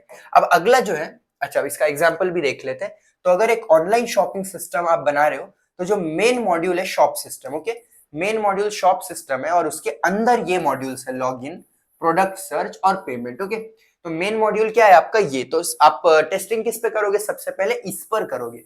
और ये क्या होने वाले हैं आपके सारे तीनों, ये होने वाले आपके स्टब्स, ओके। एंड तो क्या करो, शॉप सिस्टम टेस्ट करना चालू करो। लॉगिन मॉड्यूल, प्रोडक्ट सर्च और पेमेंट के लिए अगर वो रेडी नहीं है तो स्टब्स बना दो उनको, ओके। एंड ग्रेजुअली जो है रिप्लेस करते जाओ स्टब्स को विथ रियल मॉड्यूल। जैसा ही मेरा शॉप सिस्टम का काम होता है, मैं लॉगिन को रियल मॉड्यूल बना दूंगा, स्टब नहीं रहेगा, वो ये लोग स्टब्स रहेंगे। फिर इसको मैं हटाऊंगा, इसको मैं रियल मॉड्यूल बनाऊंगा, बस वो स्टब रहेगा। तो इस तरीके से आपका काम होता रहता है। अब है बॉटम अप इंटीग्रेशन टेस्टिंग। इसमें कैसा है ना, आप नीचे से शुरू करते हो, लोअर लेवल मॉड्यूल को पहले टेस्ट करते हो, फिर आप ऊपर ऊपर जाते हो। अभी इस केस में क्या होगा, सोचिए आप, इस केस में क्या होता है, ऊपर ऊपर के केसेस जो है, ऊपर ऊपर के मॉड्यूल्स आपको नहीं पता, तो ये जो बनते हैं आपके, ये बनते हैं ड्राइवर्स, ठीक है। ऊपर वाले ड्राइवर्स और नीचे वाले स्टब्स। अगर आपके मॉड्यूल को नीचे वाले लोग नहीं पता है, सो दे आर स्टब्स, और अगर उसे ऊपर वाला नहीं पता है तो वो है आपका ड्राइवर, ओके। तो वही है कॉन्सेप्ट, इसमें किस तरीके से चीजें होती हैं देखते हैं। तो अप्रोच इसका यही है कि आप नीचे से ऊपर करते हो, so that is your approach in bottom up testing. पहले स्मॉल इंडिपेंडेंट मॉड्यूल्स को सॉल्व कर दिया जाता है। अब वो मॉड्यूल्स छोटे हैं, मतलब वो इंडिपेंडेंट होने वाले हैं। ऊपर वाला मॉड्यूल है तो वो सबसे कनेक्टेड रहेगा, ओके। तो इंडिपेंडेंट मॉड्यूल सॉल्व करना थोड़ा सा आसान भी होता है। फिर उसके बाद ड्राइवर्स का यूज करना। क्यों ड्राइवर्स का यूज करना, क्योंकि हायर लेवल मॉड्यूल अगर आपका रेडी नहीं है, मतलब जिस मॉड्यूल पे काम कर रहे हो उसके ऊपर का, उसके लिए आप ड्राइवर यूज करोगे। फिर test individual lower level modules, lower level test करो, फिर उन्हें कंबाइन करके उनके इंटीग्रेशन को टेस्ट करो। मतलब लोअर लेवल मॉड्यूल है, उसको आपने टेस्ट कर दिया, ओके, इसको टेस्ट किया, फिर आप ऊपर जाओगे। ये ऊपर वाला शायद आपका ड्राइवर था, बट आप ड्राइवर से उसको हटा के एक्चुअल मॉड्यूल बना रहे हो, और फिर इनका इंटीग्रेशन करके आप दोनों की टेस्टिंग कर रहे हो। फिर इसी तरीके से आप ग्रेजुअली ऊपर ऊपर जाके लास्ट में जो है ना पूरी की टेस्टिंग कर दोगे। एग्जाम्पल देखें तो देखिए, एक बैंकिंग सिस्टम का एक एग्जाम्पल है। तो यहाँ पे आप किससे स्टार्ट करोगे, स्मॉल मॉड्यूल से, जैसा balance checker, deposit, withdraw. Main क्या है आपका, मेन मॉड्यूल है बैंकिंग सिस्टम, ये आपका टॉप मॉड्यूल रहने वाला है। तो टॉप मॉड्यूल पे आप नहीं कर रहे हो उसमें, क्यों, क्योंकि ये बॉटम अप टेस्टिंग है, नीचे से करोगे। तो बैलेंस चेकर, डिपॉजिट, विदड्रॉ को पहले आप टेस्ट करोगे, और उन्हें टेस्ट करना भी आसान होता है, बिकॉज वो मॉड्यूल्स दूसरों पे डिपेंडेंट नहीं होते इन जनरल। और अगर है भी, तो अगर ये इसके ऊपर है तो क्या होने वाला है, ये जो बन जाएगा आपका ड्राइवर रहेगा, क्योंकि ये वाला मॉड्यूल इससे कनेक्टेड है, ओके। एंड ड्राइवर्स का यूज करोगे मेन सिस्टम को सिमुलेट करने के लिए। तो मेन सिमुलेशन होता है, देखिए एक डमी की तरह वो काम करता है, एक्चुअल फंक्शनैलिटी नहीं होती, बट एक सिमुलेशन होता है उसका। फिर जैसे ही लोअर मॉड्यूल्स आप टेस्ट करते हो, उन्हें आप कंबाइन करोगे और फिर इंटीग्रेट करके इसके साथ, बैंकिंग सिस्टम्स के साथ फिर से टेस्टिंग करोगे। एडवांटेजेस देखिए, लोअर लेवल मॉड्यूल्स जो है पहले टेस्ट हो जाते हैं, ये बहुत अच्छा एडवांटेज है, बिकॉज ये इंडिपेंडेंट मॉड्यूल्स होते हैं, और इंडिपेंडेंट मॉड्यूल्स होने से टेस्ट करना आसान होता है। फिर स्टब्स वगैरह की कुछ जरूरत ही नहीं होती यहाँ पे, इसमें जरूरत है आपको ड्राइवर्स की। फिर आइसोलेट करना और फिक्स करना एरर स्मॉल मॉड्यूल्स में थोड़ा सा आसान होता है, लार्ज मॉड्यूल में एरर्स फिक्स करना थोड़ा सा हार्ड होता है, क्योंकि उसमें बहुत फंक्शनैलिटीज होती है इनकी। एक फंक्शनैलिटी होती है, उसमें कहाँ एरर है आप आसानी से समझ जाओगे। फिर डिसएडवांटेजेस की बात करूं तो हायर लेवल मॉड्यूल्स होते हैं, ये इसका एक डिसएडवांटेज है। हायर लेवल मॉड्यूल्स जो है ये लेट टेस्ट होते हैं, मतलब ओवरऑल सिस्टम फ्लो पूरा काम तो हायर लेवल मॉड्यूल ही करता है ना, वो आप लास्ट में टेस्ट कर रहे हो, सो दैट्स अ डिसएडवांटेज। और ड्राइवर्स आपको बनाने पड़ते हैं अर्ली टेस्टिंग में ही, okay. So these were the two disadvantages. फिर अब आते हैं हम रिग्रेशन टेस्टिंग पे। तो रिग्रेशन टेस्टिंग में क्या होता है, देखिए बेसिकली ये है रीटेस्टिंग। मैंने ना टेस्टिंग कर दी है, बट टेस्टिंग करके चेंजेस किए कुछ सॉफ्टवेयर के अंदर। अब चेंजेस करने के बाद मुझे ये चेक करना है कि कहीं चेंजेस करने से प्रॉब्लम तो नहीं आ गया, कुछ साइड इफेक्ट्स तो नहीं हो गए चेंजेस करने के बाद। तो बेसिकली ना रिग्रेशन टेस्टिंग से आप साइड इफेक्ट्स तो नहीं हुए ये चेक करते हो। और इसमें जो है क्या होता है, रीटेस्टिंग होती है। ये चीजें आप याद रखो, रीटेस्टिंग होती है और साइड इफेक्ट्स कुछ हुए क्या आप चेक करते हो। हाँ, and one of the things is that इसमें ऑटोमेशन का यूज जनरली किया जाता है, क्योंकि रीटेस्टिंग आप कर रहे हो तो majority of the chances are that कुछ होगा नहीं आपके, रीटेस्टिंग करने की उतना जरूरत है भी नहीं। सो ऑटोमेशन करने से क्या है, वो काम आपका कम हो जाता है, टाइम सेव होता है आपका। पर्पज यही है कि ओल्ड जो आपका था कोड वो स्टिल सेम काम करता है अपडेट्स करने के बाद भी। कब करोगे, जब आप बग फिक्स करोगे, फिर उसके बाद नए फीचर्स ऐड किए तो आपको करना पड़ेगा, या फिर सिस्टम कॉन्फ़िगरेशन में आपने कुछ चेंज किया है तो सिस्टम कॉन्फ़िगरेशन याद करो, पिछले यूनिट में हमने देखा है सिस्टम नहीं पिछले के पिछले सिस्टम कॉन्फ़िगरेशन आइटम्स वगैरह देखे ना हमने रिस्क वाले चैप्टर में। ओके, तो अगर आप उसमें कुछ चेंजेस करते हो तो फिर how it's done, previous test cases को फिर से रन करो। प्रीवियस टेस्ट केसेस मतलब पिछली बार जब मैंने टेस्टिंग की थी, ये मैं अब रीटेस्ट कर रहा हूं ना, तो पिछली बार जब मैंने टेस्टिंग की थी तो कुछ टेस्ट केसेस बनाए होंगे और फिर उन्हें एग्जीक्यूट किया होगा, तो वो टेस्ट केसेस ना पुराने वाले एग्जीक्यूट करके देखो अभी कि सॉफ्टवेयर चल रहा है क्या ठीक से। Okay, confirm that no new errors have been introduced, तो पहले ही टेस्ट केसेस में फिर से रन करूंगा और देखूंगा कि कोई एरर्स तो नहीं आ रहे। एग्जाम्पल देखिए, एक बग फिक्स कर दिया है पेमेंट मॉड्यूल के अंदर। ओके, पेमेंट मॉड्यूल में बग फिक्स किया एक शॉपिंग ऐप के अंदर, तो रिग्रेशन टेस्टिंग में हम क्या करेंगे, test login, cart, search features ये अभी भी काम कर रहे हैं ना अच्छे से चेक करेंगे। ऑनलाइन शॉपिंग पेमेंट मॉड्यूल जो है, ओके, उसमें बग फिक्स किया है तो दूसरों पे कुछ साइड इफेक्ट तो नहीं हुआ ना, वो चेक करना है आपको रिग्रेशन टेस्टिंग के अंदर। एडवांटेजेस देखें तो स्टेबिलिटी जो है आपकी इंश्योर होती है अपडेट्स के बाद भी, क्योंकि आप टेस्टिंग कर रहे हो तो कोई प्रॉब्लम नहीं है, आपको कंफर्म हो जाएगा। फिर उसके बाद अनएक्सपेक्टेड साइड इफेक्ट्स अगर कुछ है तो आपको पता चल जाते हैं वो। द नेक्स्ट पार्ट इज, ये टाइम कंज्यूमिंग बन सकता है अगर आपने ऑटोमेट नहीं किया। देखिए मैंने बोला था ऑटोमेशन इसमें जनरली करना पड़ता है आपको, मैन्युअली करोगे तो आपका टाइम वेस्ट होगा, बिकॉज ज्यादा करके एरर्स आने के चांसेस कम होते हैं इसके अंदर। फिर उसके बाद केयरफुल सिलेक्शन करना है आपको टेस्ट केसेस में से टू अवॉइड अननेसेसरी वर्क। मान लो मैंने 20 टेस्ट केसेस बनाए थे, तो मैं फिर से 20 टेस्ट केस करते बैठने में तो टाइम वेस्ट नहीं कर सकता, क्योंकि चेंज जितना किया हुआ है उस चेंज से ये 20 में के 15 टेस्ट केसेस पे तो फर्क पड़ने भी नहीं वाला है। तो आपको टेस्ट केसेस में से ऐसे टेस्ट केसेस सेलेक्ट करना है और उन पे ही टेस्ट करना है जो आपको लग रहा है इनमें कुछ चेंज आया हुआ होगा। अननेसेसरी एक्स्ट्रा टाइम पास नहीं करना है। Okay, so that is one of the disadvantages. अब है की पॉइंट्स, तो क्या है, अच्छा ये की पॉइंट्स लिख दिया एक्चुअली, बट ये ना स्मोक टेस्टिंग का है, this is for smoke testing. Okay, देखिए स्मोक टेस्टिंग के अंदर क्या होता है, रिग्रेशन देखा हमने, स्मोक टेस्टिंग एक प्रिलिमिनरी टेस्टिंग टेक्निक होती है जिसमें आप ना एक्चुअल जो इंटीग्रेशन टेस्टिंग वगैरह करने वाले हो उसके पहले करते हो, ताकि बेसिक कोर फीचर्स तो काम कर रहे हैं ना वो देखना है, एकदम द मोस्ट बेसिक फीचर्स जो है वो अच्छे से आपको काम कर रहे हैं क्या चेक करने के लिए आप स्मोक टेस्टिंग करते हो। ओके, सो वही लिखा है यहाँ पे। कब परफॉर्म करना है आपको, जब आपने नया बिल्ड डिप्लॉय किया है, नया बिल्ड बनाया है, तो नया बिल्ड बनाने के बाद कहीं पुराने जो मेन फीचर्स है वही काम करना बंद हो गए, ऐसा नहीं होना चाहिए। तो नया बिल्ड डिप्लॉय करने के बाद आसानी से आप स्मोक टेस्टिंग करते हो, ये बहुत ही आसान टेस्टिंग होती है, बिकॉज कोई स्पेसिफिक फीचर्स पे टेस्टिंग की जाती है। और ना साथ में डिटेल टेस्टिंग स्टार्ट करने के पहले आप इसे करते हो। फिर उसके बाद क्या फोकस होता है आपका इसमें, क्रिटिकल और इसेंशियल फीचर्स को आपको टेस्ट करना है, जैसे लॉगिन, नेविगेशन, बेसिक वर्कफ्लोज वगैरह, और इसे बिल्ड वेरिफिकेशन टेस्टिंग भी कहा जाता है। ये चीजें याद रखिए। The next part is example.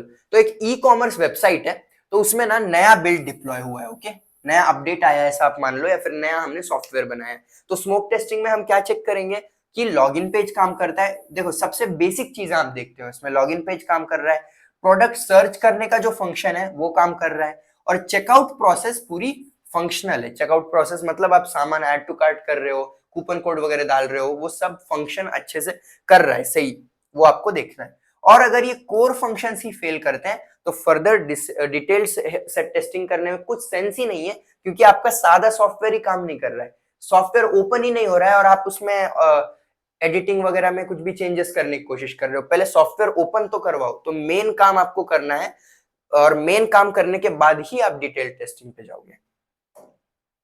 अब एडवांटेजेस देखें तो बेसिक फंक्शनैलिटी आपको आसानी से इसमें समझ में आ जाती है और आप मेजर प्रॉब्लम्स जो है इजीली समझ जाओगे और बहुत ही पहले समझ जाओगे। डीप टेस्टिंग करते बैठने का काम नहीं है, थोड़े थोड़े टेस्टिंग में ही मेन प्रॉब्लम समझ जाते हैं। टाइम भी आपका बचता है क्रिटिकल इश्यूज को अच्छे से कैच करके। डिसएडवांटेजेस अगर देखें तो सिर्फ बेसिक फंक्शनैलिटी इसमें कवर होती है, तो फिर से डबल टेस्टिंग करने का आपको काम है।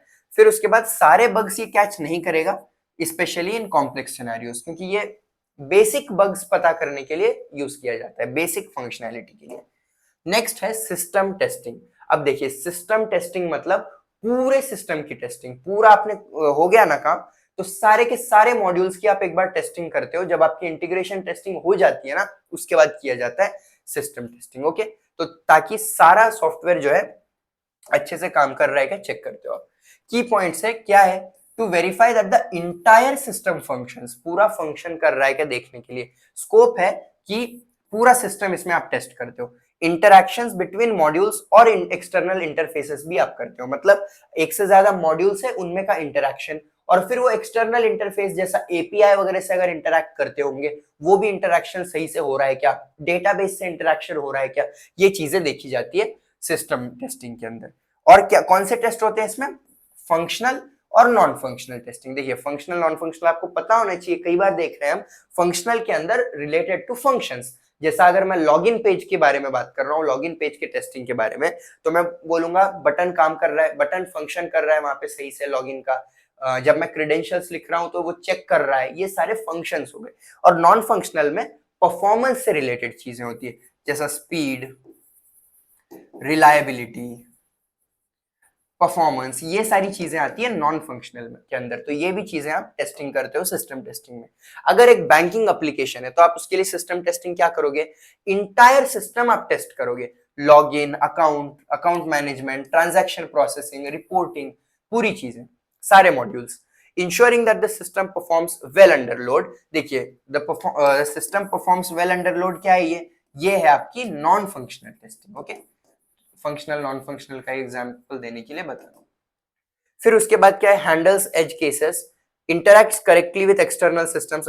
एक्सटर्नल सिस्टम से सही से इंटरैक्ट कर रहा है, तो ये किसका हो गया, फंक्शनल हो गया, क्योंकि फंक्शन से रिलेटेड है ना। तो ये सारी चीजें सिस्टम टेस्टिंग में आप देखते हो।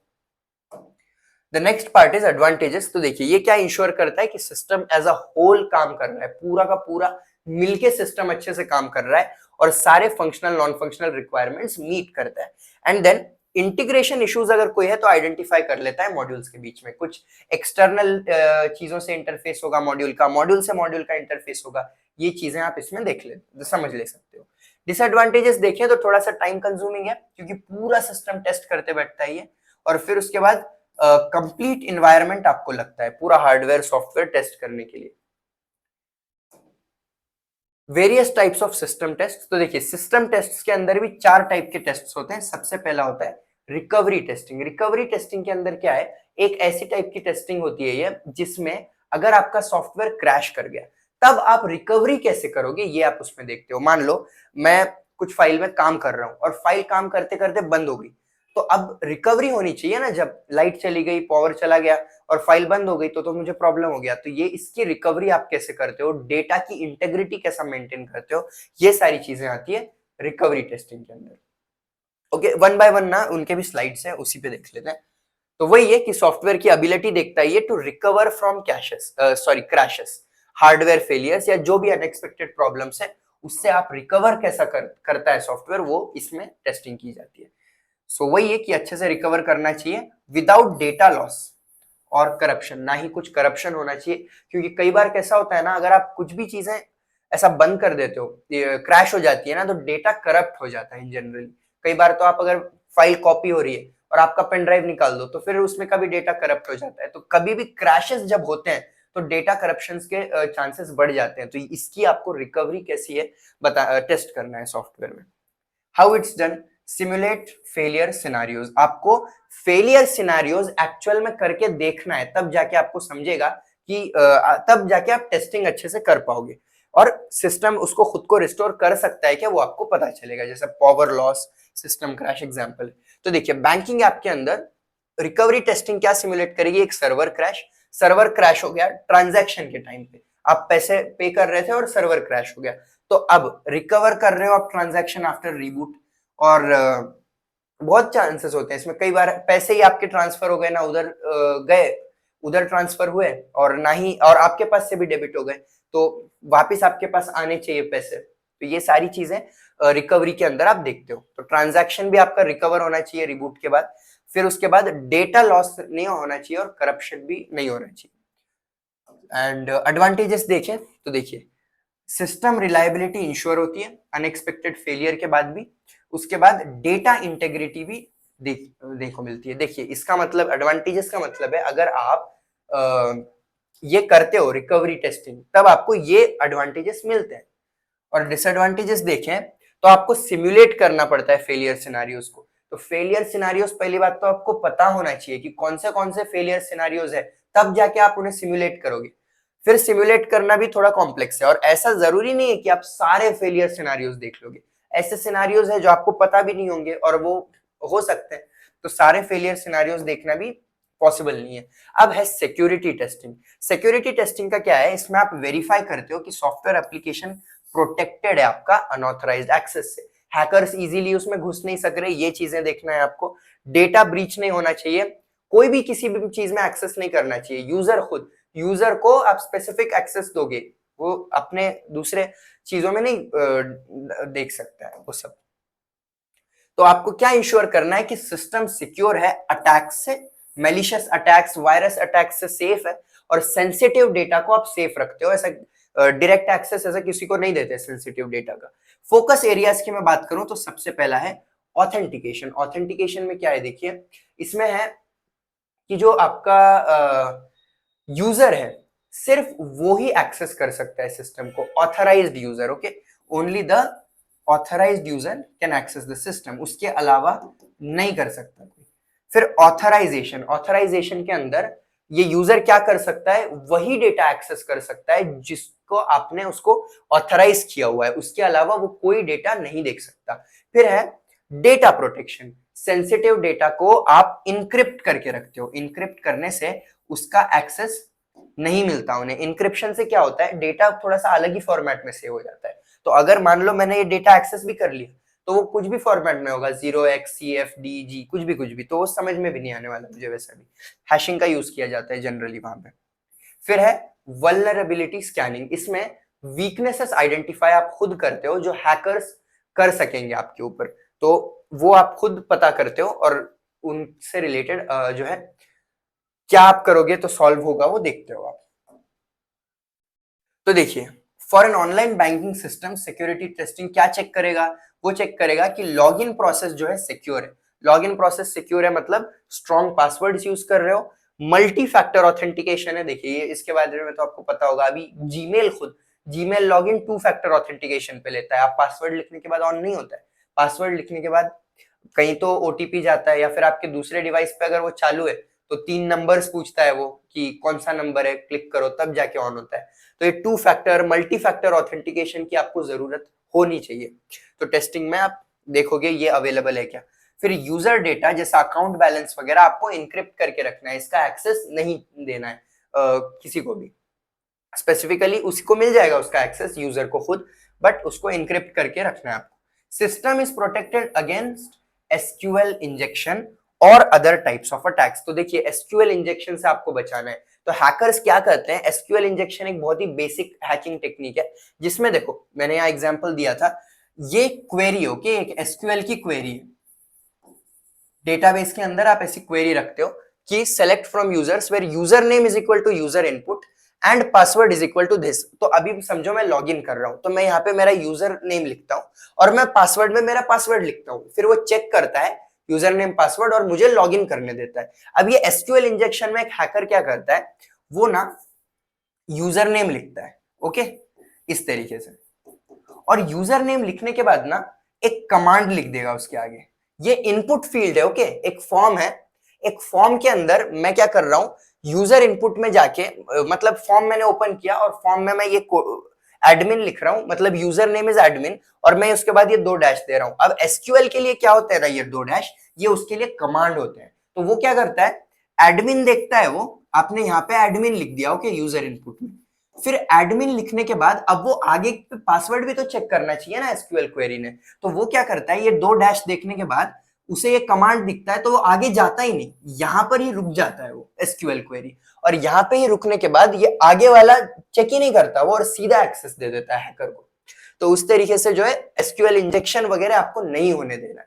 तो बहुत सारी ऐसी चीजें होती है, ये तो बहुत ही बेसिक चीज हो गई, बट ये सारी चीजों का ध्यान रखना होता है आपको। फिर उसके बाद एडवांटेजेस देखें तो डेटा थेफ्ट वगैरह से आप बचाते हो अगर आप अच्छे से कर रहे हो सिक्योरिटी टेस्टिंग, फ्रॉड, हैकिंग वगैरह से। कंप्लायंस से भी इंश्योर करते हो आप with security standards and regulations. Government के स्पेसिफिक रेगुलेशंस होते हैं कि किस तरीके से आपको डेटा सिक्योर रखना है, इंक्रिप्शन रखना है, वो सब चीजें भी आप सब कुछ इंश्योर करते हो। The next part is disadvantages. इसमें देखिए स्पेशलाइज्ड नॉलेज चाहिए आपको सिक्योरिटी टेस्टिंग का, और साथ ही साथ टाइम कंज्यूमिंग होगा, और आपको पेन टेस्टिंग की भी जरूरत पड़ेगी। पेन टेस्टिंग हमने पिछले वाले भी यूनिट में देखा था, पेनिट्रेशन टेस्टिंग, जिसमें हैकर्स खुद हैक करके देखते हैं कि क्या प्रॉब्लम है, तो वो उसी तरीके से टेस्टिंग की जाती है।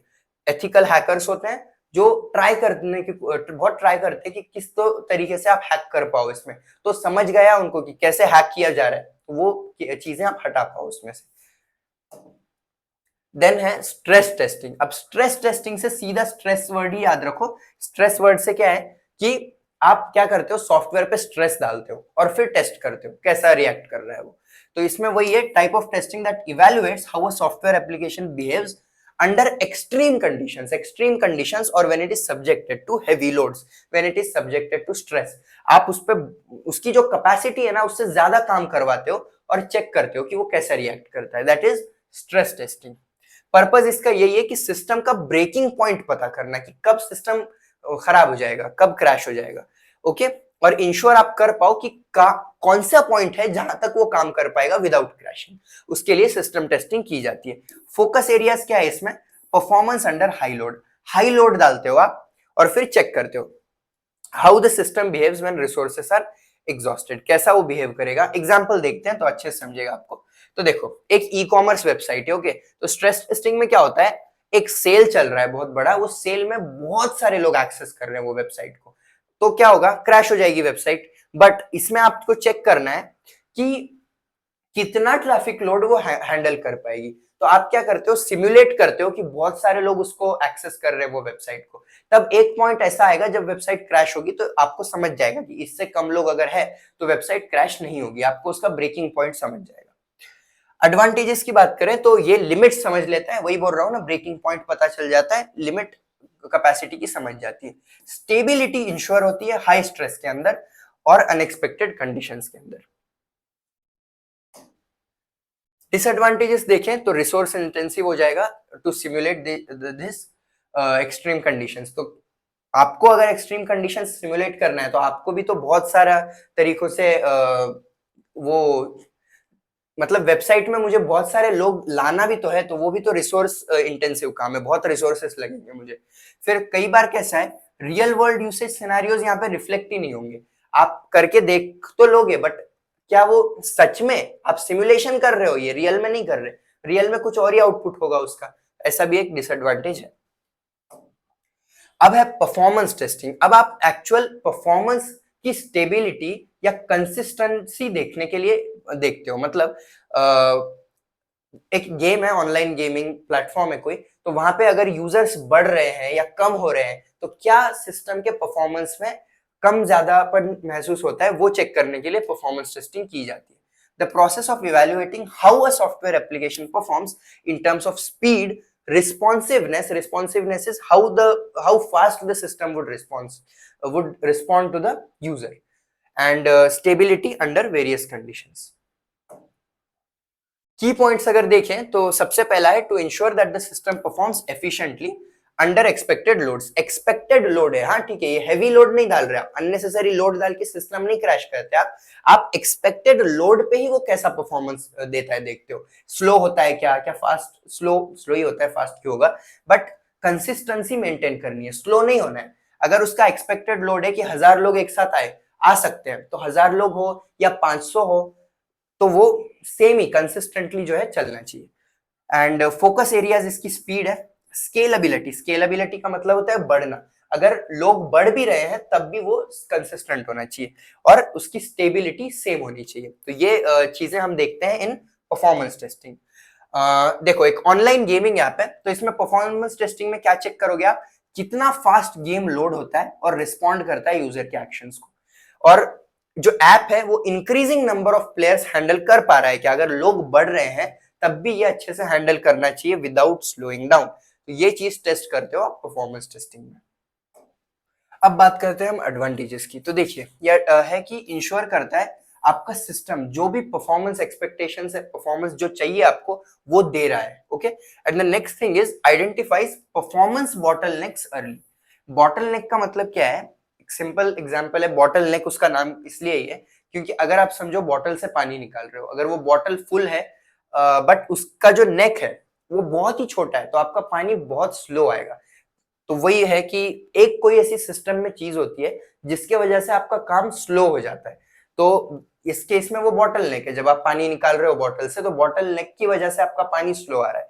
तो आपको परफॉर्मेंस के अंदर परफॉर्मेंस किस चीज से एग्जैक्टली स्लो हो रहा है वो पहले ही पता चल जाता है ताकि आप उसे चेंज कर दे सको। The next part is disadvantages. ये टाइम कंज्यूमिंग हो सकता है ये टेस्टिंग करना, क्योंकि आपको अलग अलग यूसेज सिनेरियो सिमुलेट करना पड़ता है। उसके अलावा एक तो मैंने बता दिया आपको कि अगर गेम के अंदर लोग ऐड हो रहे हैं तब आपका स्लो होगा, but there could also be many other reasons जिसकी वजह से होगा, तो वो सब आपको सिमुलेट करना पड़ेगा। स्पेशलाइज्ड टूल्स लगते हैं आपको इसमें और रिसोर्सेस लगते हैं और अच्छी प्रॉपर टेस्टिंग करने के लिए। नेक्स्ट अगर देखें तो अब आते हैं हम ऑब्जेक्ट ओरिएंटेड सॉफ्टवेयर के लिए। अभी जो भी हम देख रहे थे वो कन्वेंशनल सॉफ्टवेयर के लिए था, अब ऑब्जेक्ट ओरिएंटेड के लिए कैसी टेस्ट स्ट्रेटजीज होती हैं देखते हैं इसमें। तो हम बेसिकली अब फंक्शन, मॉड्यूल और डेटाबेस की बात कर रहे थे। अब यहाँ पे क्लासेस, इनहेरिटेंस, पॉलीमॉर्फिज्म ऐसी चीजें आएंगी, क्लास से रिलेटेड है इसलिए। तो देखिए ऑब्जेक्ट ओरिएंटेड सॉफ्टवेयर के अंदर आपको क्या है, यूनिक कैरेक्टरिस्टिक्स देखना पड़ता है एक ऑब्जेक्टेड ओरिएंटेड डिजाइन का, ये इनकैप्सुलेशन वगैरह जैसे मैंने बताया। सो की पॉइंट्स अगर देखें तो सबसे पहला होता है क्लास टेस्टिंग। तो क्लास टेस्टिंग ही बेसिकली आपकी होती है यूनिट टेस्टिंग, जो आप पहले क्या करते थे, एक मॉड्यूल के ऊपर टेस्टिंग करते थे, यहाँ पे आप क्लास के ऊपर करते हो। तो एक क्लास के ऊपर जो टेस्टिंग की जाती है इंडिविजुअल क्लास पे, अंदर के जो मेथड्स है और बिहेवियर्स है वो सही है क्या, वो चेक करते हो आप इसमें। और हर क्लास को इंडिपेंडेंटली एरर्स के लिए चेक किया जाता है। फिर अगला जो है वो है इंटीग्रेशन टेस्टिंग। इसमें आप क्या करते हो, टेस्ट इंटरैक्शंस करते हो बिटवीन वेरियस क्लासेस। आप अलग अलग क्लासेस और अलग अलग ऑब्जेक्ट्स के बीच में का इंटरैक्शन देखते हो। देखो single class and this will be for classes and objects, उनके बीच में का इंटरैक्शन। फिर उसके बाद अगर इनहेरिटेड क्लासेस है, कोई एक क्लास से दूसरी क्लास इनहेरिट हुई है तो उसमें जो चीजें इनहेरिट हुई वो सही हुई है क्या, फिर जो मेथड कॉल्स हो रहे हैं वो सही है क्या, और इंटरैक्शन जो है ऑब्जेक्ट्स के बीच में का, वो चीजें आप चेक करते हो। सो बेसिकली क्लास से रिलेटेड जो चीजें है ना, दो तीन क्लास से, वो आप इसमें देखते हो। फिर state based testing. State based testing मतलब आपके ऑब्जेक्ट का जो स्टेट चेंज होता है ना, वो क्या सही स्टेट हो रहा है, मतलब मेथड कॉल्स के रिस्पॉन्स में जो स्टेट चेंज हो रहा है वो सही से चेंज हो रहा है क्या, जो क्लास का बिहेवियर है वो ठीक है क्या। फिर है इनहेरिटेंस टेस्टिंग। इनहेरिटेंस टेस्टिंग मतलब जो भी चीजें इनहेरिट हुई है, इनहेरिट कैसा होती है, एक क्लास होता है, वो क्लास का सब क्लास होता है, तो सब क्लास ने जो चीजें इनहेरिट की है वो सब सही से इनहेरिट हुई है क्या, वो आपको इसमें इंश्योर करना पड़ता है। फिर उसके बाद ओवर रिडन मेथड्स जो है, देखो अगर आपको याद नहीं, मैं याद दिलाता हूं, एक ओवरराइड फंक्शन हम यूज करते थे जब हम क्लासेस को इनहेरिट करते हैं, तो वो जो भी ओवर रिडन फंक्शन है वो भी सही है क्या आप चेक करते हो।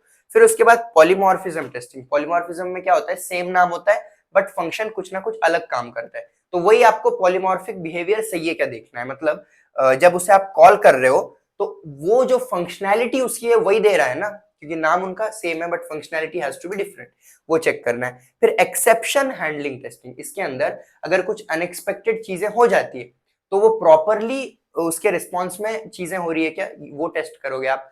फिर उसके बाद ऑब्जेक्ट्स में आप इनवैलिड इनपुट डालते हो या एरर आती है, तब वो सही से उसका कुछ ना कुछ रिस्पॉन्स आ रहा है क्या, वो देखना है। फिर है इंटरैक्शन टेस्टिंग। इंटरैक्शन टेस्टिंग में ऑब्जेक्ट्स के बीच में जो भी इंटरैक्शन है या फिर जो भी डेटा फ्लो हो रहा है ऑब्जेक्ट्स के बीच में, वो सही से हो रहा है क्या, देखना है आपको। सो ये कुछ चीजें थी इन ऑब्जेक्ट ओरिएंटेड टेस्टिंग। फिर उसके बाद एग्जांपल देखो, एक बैंकिंग सिस्टम है हमारे पास, उसके अंदर एक अकाउंट क्लास है जो हमारी मेन क्लास होगी, और उसके अंदर ऑब्जेक्ट्स मेथड्स है, sorry, which are deposit and withdraw. Okay, तो ये सही से काम करते हैं क्या, आपको चेक करना है।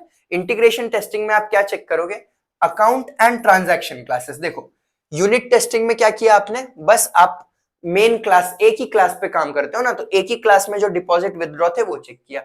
फिर उसके बाद देखो क्लास टेस्टिंग लिखा है, class testing is also unit testing. फिर इंटीग्रेशन में हम दो क्लासेस के बारे में चेक करें, एक अकाउंट और एक ट्रांजैक्शन, वो इंटरैक्ट कर रहे हैं ना सही से। फिर लास्ट में इनहेरिटेंस टेस्टिंग में हम क्या देख रहे हैं, हमने ना ये अकाउंट क्लास थी, अकाउंट क्लास से एक दूसरी क्लास इनहेरिट की विच इज सेविंग्स अकाउंट, तो इसने भी सारे ऊपर से चीजें सही से इनहेरिट किए क्या, वो आपको चेक करना है। ओके, सो बेसिकली चीजें सही है ना, वही देखना है आपको, वही लिखना है एग्जाम में। एडवांटेजेस अगर देखूं तो ओओ के जो फीचर्स है, ऑब्जेक्ट ओरिएंटेड फीचर्स जो भी है, इनहेरिटेंस वगैरह, ये आप अच्छे से इसमें देख सकते हो। और फिर जो भी इंटरैक्शन है ऑब्जेक्ट्स के बीच में का, अगर कुछ कोई इश्यूज है वो इंटरैक्शन के बीच में, तो वो पहले ही आपको पता चल जाते हैं and you can resolve them. Disadvantages देखें तो कॉम्प्लेक्सिटी है, क्योंकि इसमें इतनी इंटरडिपेंडेंसीज होती है, वो कन्वेंशनल सॉफ्टवेयर में नहीं होती थी इतनी, क्योंकि वहां पे बेसिक मॉड्यूल होता है आपका, एक मॉड्यूल है, इस पे यूनिट टेस्टिंग करो, फिर 3 मॉड्यूल मिला उस पे टेस्टिंग करो, आसानी से हो जाता है। यहाँ पे इंटरडिपेंडेंसीज बहुत होती है, एक क्लास दूसरे क्लास से मिला हुआ होता है, पॉलीमॉर्फिज्म, इनकैप्सुलेशन, इनहेरिटेंस, तो ये थोड़ा सा कॉम्प्लेक्स होता है ये इसमें स्पेशलाइज्ड टेक्निक्स का यूज करना पड़ता है आपको स्टेट और इंटरैक्शन टेस्टिंग करने के लिए। Then unit testing in the OO context, which is the object oriented context. तो इसमें यूनिट टेस्टिंग कैसी होती है, इन सिंपल वर्ड्स आप एक क्लास के ऊपर टेस्टिंग करते हो, वही होती है आपकी यूनिट टेस्टिंग इंडिविजुअल क्लासेस पे। तो वो सॉफ्टवेयर किससे बना हुआ है, इंटरैक्टिंग ऑब्जेक्ट से। तो यूनिट टेस्टिंग इंश्योर करता है कि हर क्लास सही से बिहेव कर रहा है, उसको दूसरों के साथ जब आप इंटरैक्ट करवाते हो उससे पहले स्पेसिफिकली उसका काम तो सही से हो रहा है ना, आपको देखना पड़ता है। तो की पॉइंट्स देखो, सबसे पहले आप इंडिविजुअल मेथड्स देखते हो। इंडिविजुअल मेथड्स मतलब क्लास के अंदर के जो फंक्शंस है, अभी जस्ट एग्जांपल देखा था आपने, क्लास टेस्टिंग में एक अकाउंट है, एक क्लास है अकाउंट, फिर वो अकाउंट के मेथड्स क्या थे, डिपॉजिट और विथड्रॉ, वो सही से काम कर रहे हैं ना, वो आप टेस्ट करते हो सब में पहले। फिर उसके बाद आइसोलेशन। आइसोलेशन का मतलब है आप क्लासेस को आइसोलेशन में चेक करते हो, उनकी जो भी डिपेंडेंसीज होगी दूसरे क्लास के साथ उसको साइड में रखते हो। अगर वही सेम चीज, वही सेम लॉजिक यूज करते हो आप, उनके साथ स्टब्स को जोड़ देते हो, स्टब्स वगैरह को लगाते हो और साइड में रखते हो, और एक ही क्लास पे आइसोलेशन में अच्छे से टेस्टिंग करते हो। फिर है स्टेट एंड बिहेवियर। तो यूनिट टेस्ट ये वेरीफाई करते हैं कि ऑब्जेक्ट जो है उसका करेक्ट स्टेट रख रहा है क्या, और करेक्ट बिहेवियर दिखा रहा है क्या मेथड्स जब आप कॉल कर रहे हो। मेथड्स कॉल करने के बाद ऑब्जेक्ट का स्टेट सही होना चाहिए। अब अगला है क्लास इनवेरिएंट्स। क्लास इनवेरिएंट्स का मतलब ये कुछ रूल्स होते हैं क्लास के लिए जो हमेशा ट्रू होने चाहिए, तभी आपका क्लास जो है सही है, ऐसा आप बोल सकते हो। तो बेसिकली एक एग्जांपल अगर मैं दूं आपको, तो देखिए अगर एक ऐसी क्लास है which has the name bank account, okay, तो इसके लिए मैं एक इनवेरिएंट बोलूंगा कि बैंक अकाउंट के अंदर जो बैलेंस है ये कभी निगेटिव नहीं होना चाहिए। तो ये जो मैंने कहा बैलेंस निगेटिव नहीं होना चाहिए, उसको आप बोलते हो क्लास इनवेरिएंट। तो ये चीजें टेस्टिंग में चेक की जाती है यहाँ पे यूनिट टेस्टिंग। एग्जाम्पल देखिए, एक क्लास है कार, ओके, उसके अंदर एक मेथड है एक्सेलरेट। तो यूनिट टेस्टिंग क्या चेक करेगी कि वेरीफाई करेगी एक्सेलरेट को कॉल करके कि एक्सेलरेट को कॉल करने से क्या स्पीड बढ़ती है, मतलब ऑब्जेक्ट जो है सही स्टेट दिखा रहा है क्या एक मेथड को कॉल करने के बाद, वो आप देखते हो। फिर उसके बाद एज केसेस, जैसे स्पीड बिलो जीरो नहीं जानी चाहिए, तो ये जो स्पीड बिलो जीरो नहीं जानी चाहिए ये भी क्लास इनवेरिएंट हो गया एक। फिर उसके बाद मॉक डिपेंडेंसीज भी डाल देते हो आप अगर जरूरत है तो। मॉक डिपेंडेंसीज का सिंपल मतलब बोलूं तो इट इज स्टब, जो हमने स्टब उसमें देखा था। मतलब ये जो क्लास है आपका, ओके, ये कार जो है क्लास, ये दूसरे क्लास फ्यूल सिस्टम से कनेक्टेड है। बट आप क्या करते हो, इसको एक डमी बना के रखते हो, इसमें फंक्शनैलिटी वगैरह कुछ नहीं रहती, बस उससे कनेक्टेड है ना, तो आप कनेक्ट करने के लिए एक डमी बना के रखते हो कुछ ना कुछ। सो अगर बनाना है तो आप वैसा करके रख सकते हो अगर जरूरत है तो। फिर एडवांटेजेस देखें तो एरर्स जो है आपको जल्दी से मिल जाते हैं, बेटर कोड डिजाइन यहाँ पे प्रमोट होता है, एंड देन टेस्टिंग काफी आसानी से होती है क्योंकि आप क्लास को आइसोलेट करके अकेले में सेपरेटली कर रहे हो, तो फिर इजीली किया जाता है वो। देन डिसएडवांटेजेस देखें तो कॉम्प्लेक्स मॉकिंग जो है इसको लगती है। कॉम्प्लेक्स मॉकिंग मतलब मैंने जैसा आपको अभी कहा, कार क्लास थी आपकी, वो कार क्लास के साथ आपको एक दूसरा क्लास बनाना पड़ा ना, फ्यूल सिस्टम।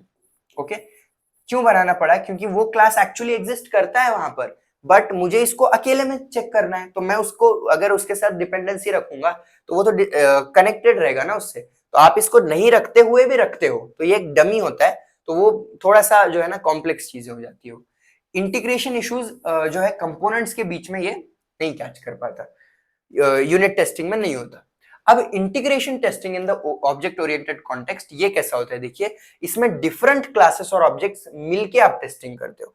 फिर गोल क्या है आपका? एरर्स निकालना बिटवीन क्लासेस इंटरेक्शन के अंदर, क्योंकि आप 2-3 क्लासेस पे कर रहे हो तो अब उनके इंटरेक्शन के बीच में कुछ ना कुछ एरर होगी। सबसे पहले है क्लस्टर टेस्टिंग। क्लस्टर टेस्टिंग के अंदर क्या होता है, रिलेटेड क्लासेस जो भी है ना उनको आप क्लस्टर कर देते हो और यू टेस्ट देम टुगेदर, साथ में उसका टेस्टिंग करते हो और इंटरेक्शन चेक करते हो। फिर उसके बाद ऑब्जेक्ट्स के बीच में का इंटरेक्शन भी आप चेक करते हो। टेस्ट ऐसे डिजाइन किए जाते हैं कि ऑब्जेक्ट्स कैसे कोलैबोरेट करते हैं और एक दूसरे के बीच में डेटा कैसे पास करते हैं, वो आपको चेक करना है। फिर है इंक्रीमेंटल इंटीग्रेशन। इंक्रीमेंटल इंटीग्रेशन में हमने देखा था बॉटम अप टेस्टिंग वगैरह वगैरह कन्वेंशनल के उसमें, तो इसमें भी वही इंक्रीमेंटल इंटीग्रेशन फॉलो किया जाता है। मतलब आप जो है स्टेप बाय स्टेप टेस्टिंग करते हो, ऐसा नहीं कि पूरे 4 मिला दिए टेस्टिंग चालू कर दी, तो स्टेप बाय स्टेप करते हो आप, एक साथ नहीं करते। तो उससे जो है, इसका मतलब क्या है स्टेप बाय स्टेप करते हो, मतलब पूरे क्लासेस को एक साथ मिला के नहीं करते, 2-3 क्लासेस को पहले आप करोगे, फिर उसके बाद और थोड़े क्लासेस मिलाओगे, फिर और थोड़े, तो थोड़ा स्टेप बाय स्टेप जाने से आसानी से जो है टेस्टिंग होती है। फिर उसके बाद है ड्राइवर्स और स्टब्स का यूज करना, तो वो तो मैंने बताया ही आपको, एक कार क्लास है उसके साथ दूसरी फ्यूल सिस्टम क्लास कनेक्टेड है, तो आपको एक डमी बनाना पड़ेगा, स्टब और ड्राइवर, और कभी कभी आपको ड्राइवर भी बनाना पड़ सकता है, मतलब मेन क्लास फ्यूल सिस्टम के लिए मुझे कार बनाना पड़ेगा, फ्यूल सिस्टम्स को अगर मैं चेक कर रहा हूँ तो उसके लिए मुझे कार बनाना है। तो बेसिकली ये तो मैं सेपरेटली एक नहीं कर रहा हूँ, 3-4 कर रहा हूँ, बट 3-4 का भी डिपेंडेंसी दूसरे पर हो सकती है ना, तो वहां पे भी आपको ड्राइवर्स और स्टब्स की जरूरत पड़ सकती है अगर कोई कंपोनेंट्स रेडी नहीं है तो।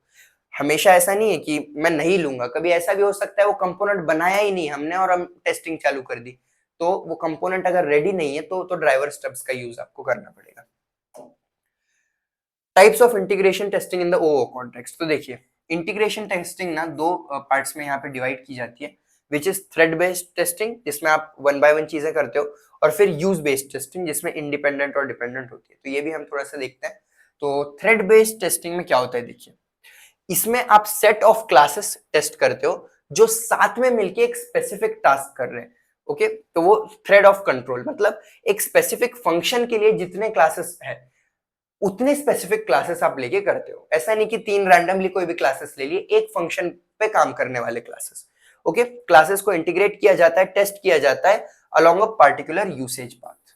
ओके, यूसेज पाथ मतलब एक पाथ होता है जिसके ऊपर से वो काम कर रहे हैं। Focus is on testing behaviour across multiple interacting objects. Focus आपका टेस्टिंग के बिहेवियर पे होता है जो भी इंटरैक्ट करते हुए ऑब्जेक्ट्स हैं उनके। देन एग्जाम्पल अगर देखा जाए तो देखिए एक ऑनलाइन शॉपिंग सिस्टम है, तो उसमें हम क्या करेंगे, कार्ट, पेमेंट, ऑर्डर क्लासेस कैसा इंटरैक्ट करते हैं एक दूसरे से जब आप एक ऑर्डर प्लेस करते हो। ओके, कार्ट में आपका सामान होता है, फिर आपको पेमेंट करना है और फिर आपकी ऑर्डर होती है, तो ये सारी चीजें को रिलेटेड है, ये तीनों मिलके आपका एक फंक्शन परफॉर्म हो रहा है। कौन सा फंक्शन? चीजें खरीदने का, ऑर्डर प्लेस करने का। So this function requires these 3 classes to execute this function. So you need these 3 classes to execute this function. तो ये 3 classes को एक जगह करके आप जो टेस्टिंग करते हो वो थ्रेड बेस्ड टेस्टिंग है, ये आप समझ लो। Then the next part is use based testing. इसमें दो चीजें होती है, एक डिपेंडेंट क्लास टेस्टिंग और इंडिपेंडेंट क्लास टेस्टिंग। तो ये बहुत आसान है, देखिए इसमें आप क्या करते हो यूज बेस्ड टेस्टिंग के अंदर, आप इंडिपेंडेंट क्लास टेस्टिंग जो है ना उसको पहले परफॉर्म करते हो और फिर डिपेंडेंट को दूसरे पे परफॉर्म करते हो। इसका ऐसा क्यों करते हो आप? क्योंकि इंडिपेंडेंट क्लास टेस्टिंग परफॉर्म करना आसान है आपके लिए, वो किसी पर डिपेंडेंट ही नहीं है क्लास। अगर कोई क्लास किसी पर डिपेंडेंट अगर नहीं है तो उसको स्पेसिफिकली आप ऐसा लेके उस पर टेस्टिंग परफॉर्म कर सकते हो। अगर एक डिपेंडेंट क्लास आप ले रहे हो तो फिर आपको थोड़ा सा डिस्टरबेंस होगा, ये इंडिपेंडेंट है तो इसको आपने टेस्ट कर दिया। अब ये जो डिपेंडेंट क्लास है वो किसके ऊपर डिपेंडेंट है? इसी के ऊपर जिसको आपने अभी जस्ट टेस्ट किया। तो अब इसको टेस्ट करना भी आपके लिए आसान हो जाता है। Okay, so this is how dependent and independent is done.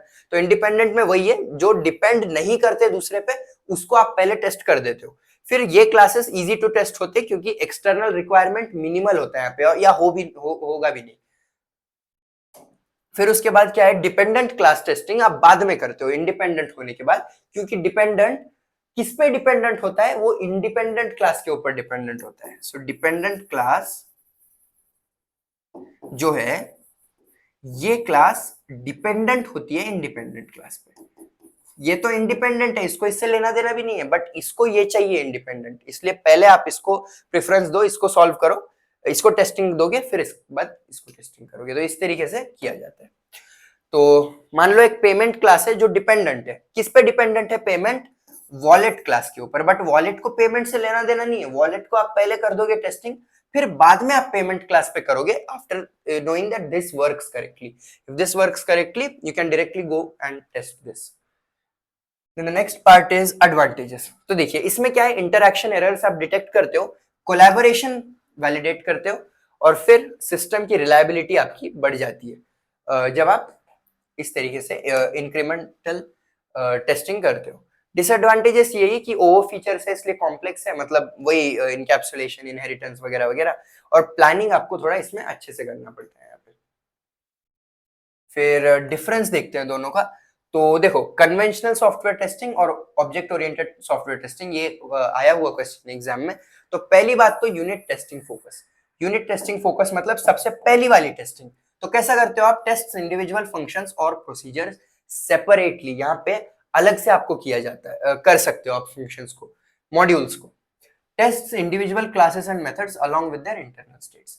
तो देखो इंडिविजुअल, यहाँ पे भी यूनिट टेस्टिंग एक ही क्लास पे की जाती है, बट उसके साथ साथ जो है ना मेथड्स और उनके इंटरनल स्टेट्स भी हो जाते हैं। यहाँ पे फंक्शंस और प्रोसीजर्स दोनों को आप सेपरेटली करते हो, यहाँ पे इंटरनल स्टेट्स और मेथड साथ में आ जाते हैं। वही है ना, इसलिए कॉम्प्लेक्सिटी है यहाँ पे अकेला होता ही नहीं, ये अकेले अकेले हो जाते हैं, इसलिए आपका काम आसानी से हो जाता है। यहाँ पे इंटीग्रेशन टेस्टिंग की बात करें तो ये मॉड्यूल्स को साथ में टेस्ट करता है इन अ फंक्शनल और सिक्वेंशियल ऑर्डर, एक के बाद एक किया जाता है टुगेदर, इसलिए तो इंटीग्रेशन टेस्टिंग है ना, साथ में करने का काम है। यहाँ पे भी जो है ना आप बिटवीन ऑब्जेक्ट्स करते हो, मतलब 2-3 क्लासेस करते हो जिसमें ऑब्जेक्ट्स एक दूसरे से कोलैबोरेट कर रहे हैं, एक दूसरे से इंटरैक्ट कर रहे हैं। फिर टेस्टिंग कॉम्प्लेक्सिटी की अगर बात करें तो ये थोड़ा सा सिंपल होता है। देखो कंपैरेटिवली क्यों सिंपल है? क्योंकि प्रोसीजर्स यहाँ पे इंडिपेंडेंट होते हैं। इंडिपेंडेंट जहां पे भी है ना आपके लिए टेस्टिंग आसान हो जाती है, क्योंकि वहां आप स्पेसिफिकली वो एक चीज पे टेस्ट कर सकते हो। जब डिपेंडेंसीज बढ़ेगी तो काम बढ़ेगा आपका। ये थोड़ा सा कॉम्प्लेक्स है क्योंकि यहाँ पे इनहेरिटेंस, पॉलीमॉर्फिज्म, डायनामिक बाइंडिंग ऐसी चीजें आ जाती है। फिर डेटा एंड बिहेवियर की बात करें तो फिर से ये सेपरेटली डेटा पे बिहेव करता है और फंक्शन पे। इसका डेटा और फंक्शन से रिलेशन नहीं होता, ये सेपरेटली आप जो है फोकस करते हो। यहाँ पे डेटा बिहेवियर साथ में होते हैं, क्यों? क्योंकि वो कंबाइन हो जाते हैं ऑब्जेक्ट्स के अंदर, डेटा और बिहेवियर ऑब्जेक्ट के अंदर आ जाते हैं, इसलिए आपको दोनों को साथ में फोकस करना पड़ता है टेस्टिंग के टाइम। टेस्ट केस डिजाइन की अगर बात करें तो ये मेनली इनपुट आउटपुट कंडीशंस और कंट्रोल फ्लो के ऊपर डिपेंड करता है। और ये किस पे बेस्ड है? ऑब्जेक्ट के इंटरैक्शंस पे, ऑब्जेक्ट के स्टेट पे, और क्लास हायरार्कीज। क्लास हायरार्कीज मतलब जो भी वो इनहेरिट करेगा ऊपर के क्लास से, उसके ऊपर वो जो है टेस्ट केस का डिजाइन डिपेंड करता है। फिर एरर डिटेक्शन की अगर बात करें तो एरर्स ढूंढना काफी आसान है। यहाँ पे एरर्स ढूंढना थोड़ा सा मुश्किल हो जाता है, क्योंकि बिहेवियर जो है ऑब्जेक्ट्स के अंदर डिस्ट्रीब्यूटेड होता है, तो आपको ढूंढना पड़ता है कहाँ पे एरर है। यहाँ पे एरर इजिली आपको मिल जाती है। ओके, तो ये थोड़ा सा आप अच्छे से पढ़ लीजिए, थोड़ा सा याद कर लीजिए। We will move on to the next part, which is test strategies for web apps। अब देखिए, अब हम वेब एप्स बना रहे हैं, वेबसाइट बना रहे हैं। तो वेबसाइट हम जब बनाते हैं तो इसमें 2-3 चीजें एक्स्ट्रा ऐड हो जाती है। क्या? नेटवर्क, सर्वर, फिर ब्राउजर कंट्रोल। अब ब्राउजर्स भी आ जा रहे हैं उसमें वेब एप्स में। तो ये कुछ चीजें जो है ना हमको ध्यान देना पड़ता है इनकी तरफ। और एक चीज है दैट मेनी यूजर्स आ जाते हैं वहां पे, तो उनका भी आपको ध्यान रखना है। तो ये सब कुछ चीजों के बारे में हम अभी बात करेंगे। सबसे पहले देखिए है स्ट्रेटजीज इसके अंदर। First strategies is functionality testing. Functionality testing में आप चेक करते हो कि फंक्शंस आपके सब सही से काम कर रहे हैं क्या। आपका जो भी फॉर्म होगा, आपके जो भी बटन्स होंगे, जो लेआउट होगा, ये फंक्शंस आपके सही से काम कर रहे हैं क्या, ये आपको चेक करना है इन फंक्शनैलिटी टेस्टिंग। फिर यूजेबिलिटी टेस्टिंग क्या है? यूजेबिलिटी जब भी आता है ना, सीधा सीधा यूजर फ्रेंडली याद रखो। तो यूजर फ्रेंडली आपका सॉफ्टवेयर होना चाहिए, यूजर को समझ में आना चाहिए क्या है, वो है यूजेबिलिटी टेस्टिंग। फिर इंटरफेस टेस्टिंग। इंटरफेस का मतलब क्या होता है? इंटरैक्शन किसी भी चीज में का। तो web server, application server, database server, ये सबका एक दूसरे का इंटरैक्शन जो है आपको यहाँ पे टेस्ट करना है। फिर कंपैटिबिलिटी टेस्टिंग। कंपैटिबिलिटी टेस्टिंग का मतलब है कि अगर आप अलग अलग ब्राउजर्स पे यूज कर रहे हो, आप इसको यूज कर रहे हो ब्रेव पे, इसको क्रोम पे यूज कर रहे हो, फायरफॉक्स पे यूज कर रहे हो, तो कहीं पे भी आप इसको यूज कर रहे हो तब भी आपकी वेबसाइट सेम दिखनी चाहिए। ऐसा नहीं है कि क्रोम पे ही चल रही है दूसरों पे नहीं चलती। कुछ कुछ वेबसाइट्स होते हैं जिसको आप एज में ओपन करो नहीं चलते, क्रोम पे ही चलेंगे। और फिर उसके बाद the other compatibility is that जिसका जो लेआउट है ना, वो आपका सही से होना चाहिए। मतलब आप डेस्कटॉप पे ओपन करो, मोबाइल पे ओपन करो, टैबलेट पे ओपन करो, वेबसाइट सही से दिखनी चाहिए। ऐसा नहीं कि डेस्कटॉप पे सही वेबसाइट दिख रही है, मोबाइल पे आप ओपन कर रहे हो, डेस्कटॉप वाला लेआउट है उसका। ऐसा नहीं होना चाहिए। सो टेस्टिंग वहां पे भी है। फिर परफॉर्मेंस टेस्टिंग, उसकी स्पीड वगैरह, सर्वर कितना फास्ट रिस्पॉन्ड करता है, अगर ट्रैफिक आप बढ़ा देते हो वो चेक करोगे। फिर सिक्योरिटी टेस्टिंग, डेटा आपका इंक्रिप्टेड होता है क्या, और एसक्यूएल इंजेक्शन तो नहीं कर पा रहे ना, जिसका मैंने आपको एग्जांपल दिया था एसक्यूएल इंजेक्शन का, तो ये नहीं हो रहा है क्या, चेक करना है। फिर रिकवरी टेस्टिंग, अगर आप डेटा लिखते हो और अगर क्रैश हो जाता है सिस्टम, तो आपका डेटा सेव्ड रहता है क्या। एक सिंपल एग्जांपल है, अगर आपने कार्ट में सामान डाला बहुत सारा, फिर एकदम लॉग आउट हो गया या कुछ क्रैश हो गया, तब भी आपका कार्ट में सामान होना चाहिए। फिर उसके बाद localisation and globalisation testing if needed, वो उतनी जरूरी नहीं होती, but the thing is that अगर मान लो आप वेबसाइट एक्सेस दे रहे हो कोई दूसरे कंट्री में या फिर दूसरे स्टेट्स में, तो उनकी लैंग्वेज के हिसाब से भी अगर आप दे पाओ उनको ट्रांसलेशन का ऑप्शन, या फिर आप दूसरे कंट्री में एक्सेस दे रहे हो तो डेट टाइम अगर लिखा है तो वो उनके टाइम के हिसाब से दिखे उनको, तो ऐसी कुछ चीजें भी आप टेस्टिंग में दिखा सकते हो वेब एप्स के लिए। फिर वैलिडेशन टेस्टिंग, तो देखिए validation testing is the same thing which we saw in validation. Validation and verification देखा था हमने।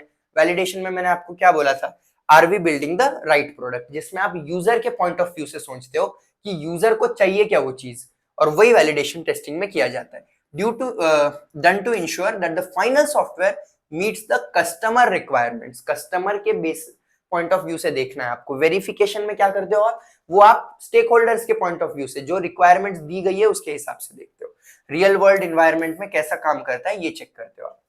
Then the next thing is are the key points. Purpose क्या है इसका, कि आपका राइट प्रोडक्ट जो है बनना चाहिए यहाँ पे अकॉर्डिंग टू यूजर नीड्स और बिजनेस गोल्स। यहाँ पे बिजनेस गोल्स को भी आपको ध्यान में रखना है वेरिफिकेशन वैलिडेशन के टाइम पे। फोकस एरियाज है, करेक्टनेस होनी चाहिए इसमें, सॉफ्टवेयर करेक्ट आउटपुट्स देना चाहिए सही इनपुट्स के लिए। फिर उसके बाद कंप्लीटनेस होनी चाहिए, सारे जो भी फीचर्स आपको चाहिए वो बिल्कुल अच्छे से इंप्लीमेंट होने चाहिए। और फिर usability, usability is just simple user friendly, याद रखो सॉफ्टवेयर आपका यूजर फ्रेंडली होना चाहिए। Then the next part is an example. एक ऑनलाइन शॉपिंग वेबसाइट है, तो वैलिडेशन टेस्टिंग में क्या चेक करोगे, आप चेक करोगे कि यूजर सक्सेसफुली प्रोडक्ट्स को ब्राउज कर पा रहा है, कार्ट में सामान डाल पा रहा है और पेमेंट अच्छे से कर सक रहा है वो। फिर बिजनेस रूल्स में डिस्काउंट, ऑफर्स, शिपिंग चार्जेस, ये सब सही से लग रहे हैं ना, ये आपको वैलिडेशन के अंदर चेक करना है बिजनेस के लिए। डिस्काउंट्स, ऑफर्स का ऑप्शन चल रहा है ना सब सही से। एडवांटेजेस देखें तो ये इंश्योर करता है कि सॉफ्टवेयर जो है फुलफिल करता है एक्चुअल यूजर के रिक्वायरमेंट्स को। इससे में क्या मिल जाता है आपको, helps in finding missing functionalities deployment के पहले। डिप्लॉयमेंट के पहले ही अगर आपको कुछ मिसिंग फंक्शनैलिटीज है मिल जाती है, नहीं तो फिर डिप्लॉयमेंट करोगे फिर याद आएगा नहीं ये फीचर होता तो अच्छा था। इसलिए वैलिडेशन चेक आपको पहले ही करना चाहिए। डिसएडवांटेजेस क्या है, एक्सटेंसिव डॉक्यूमेंटेशन लगता है इसमें, और कस्टमर का इन्वॉल्वमेंट कंपलसरी है, क्योंकि आप कस्टमर के पॉइंट ऑफ व्यू से देख रहे हो ना। पहले का जो भी काम था, बटन काम कर रहा है अच्छे से, वेबसाइट का लेआउट जो भी है वो है, फिर डेटाबेस हमने सही से कनेक्ट कर दिया, ये चीजें वेरिफिकेशन में हो गई। वैलिडेशन में आपको अब कस्टमर को लाना है। फिर उसके बाद लेट डिस्कवरी ऑफ इश्यूज से क्या हो सकता है, बहुत एक्सपेंसिव फिक्सेस लग सकते हैं आपको अगर आप बाद में कर रहे हो फिक्सेस। जैसे कि देखो वैलिडेशन में क्या कर रहे हो आप, फिक्सेस कब कर रहे हो, जब यूजर से आपको पता चलता है क्या फिक्स करना है। अब लास्ट में कर रहे हो ना तो आपको थोड़ा सा कॉस्ट वहां पे ज्यादा लगता है। तो the next part is user acceptance testing. ये फाइनल टेस्टिंग होती है आपकी डिप्लॉयमेंट के पहले। तो इसमें क्या करते हो आप वेरीफाई करते हो कि कंप्लीट सॉफ्टवेयर है ना रेडी फॉर डिलीवरी है और बिजनेस रिक्वायरमेंट्स मीट करता है और एंड यूजर अब इसे यूज कर पाएगा। That is user acceptance testing. की पॉइंट्स देखिए वही है कि एक्सेप्टेबल फॉर रिलीज है, सीधा मैं इसको रिलीज कर पाऊंगा। And focus areas are its functionality. Functionality मतलब वही काम सही से करना चाहिए वो, और एज एक्सपेक्टेड बिहेव करना चाहिए, यूजर्स के लिए इजी होना चाहिए, यूजर फ्रेंडली होना चाहिए। और कंप्लायंस मतलब गवर्नमेंट के रूल्स वगैरह जो भी होंगे या गूगल पे के रूल्स होंगे, सॉरी गूगल प्ले स्टोर के जिसपे आप रिलीज कर रहे हो, क्योंकि ये कंप्लायंस बहुत इंपॉर्टेंट है। गूगल प्ले स्टोर पे अगर आप ऐप डालते हो और उनके रूल्स फॉलो नहीं करते तो वो आपका ऐप ही डिलीट कर देते हैं। तो चीजें आपको बहुत ध्यान में रखनी पड़ती है गवर्नमेंट की, या जो भी प्लेटफॉर्म पे आप आपका ऐप अपलोड कर रहे हो। तो ये सारी चीजें आप यूजर एक्सेप्टेंस टेस्टिंग में देखते हो। देन एग्जांपल देखो, एक फूड डिलीवरी ऐप है, तो एक्सेप्टेंस टेस्टिंग में हम क्या चेक करेंगे, क्या यूजर्स ऑर्डर प्लेस कर पा रहे हैं, डिलीवरी ट्रैक कर पा रहे हैं और पेमेंट्स इजीली कर पा रहे हैं, और फिर डिलीवरी टाइम्स, ऑफर्स, टैक्सेस ये भी प्रॉपर्ली कैलकुलेट हो रहे हैं ना। ये बिजनेस के पॉइंट ऑफ व्यू से और ये यूजर के। तो इस तरीके से यूजर एक्सेप्टेंस टेस्टिंग होती है। एंड एडवांटेजेस अगर देखा जाए तो सॉफ्टवेयर डायरेक्टली रियल यूजर्स के लिए अब रेडी हो जाता है आपका, ये इंश्योर आप करते हो using the user acceptance testing. Risk जो है आपका कम होता है ऑफ फेलियर आफ्टर लॉन्च। अगर आप लॉन्च कर रहे हो तो फेल होने के चांसेस कम हो जाते हैं बिकॉज आप पहले से ही वो टेस्टिंग करते हो। डिसएडवांटेजेस है कि टाइम कंज्यूमिंग है अगर रिक्वायरमेंट्स क्लियर नहीं है तो, और फिर उसके बाद चेंजेस जो भी आपको मिलते हैं एक्सेप्टेंस में उससे और डिलेज बढ़ जाते हैं आपके, आपको उसको और फिर से चेंज करना पड़ता है, प्लस लास्ट में चेंज कर रहे हो इतना तो फिर और कॉस्ट भी आपका बढ़ता है।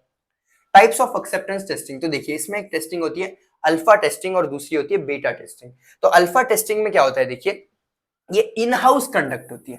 मतलब मैं अगर डेवलपर हूं, मेरी डेवलपर्स की टीम है, हम लोग ही मिलके चेक करते हैं सॉफ्टवेयर को, यूजर को इन्वॉल्व नहीं करते।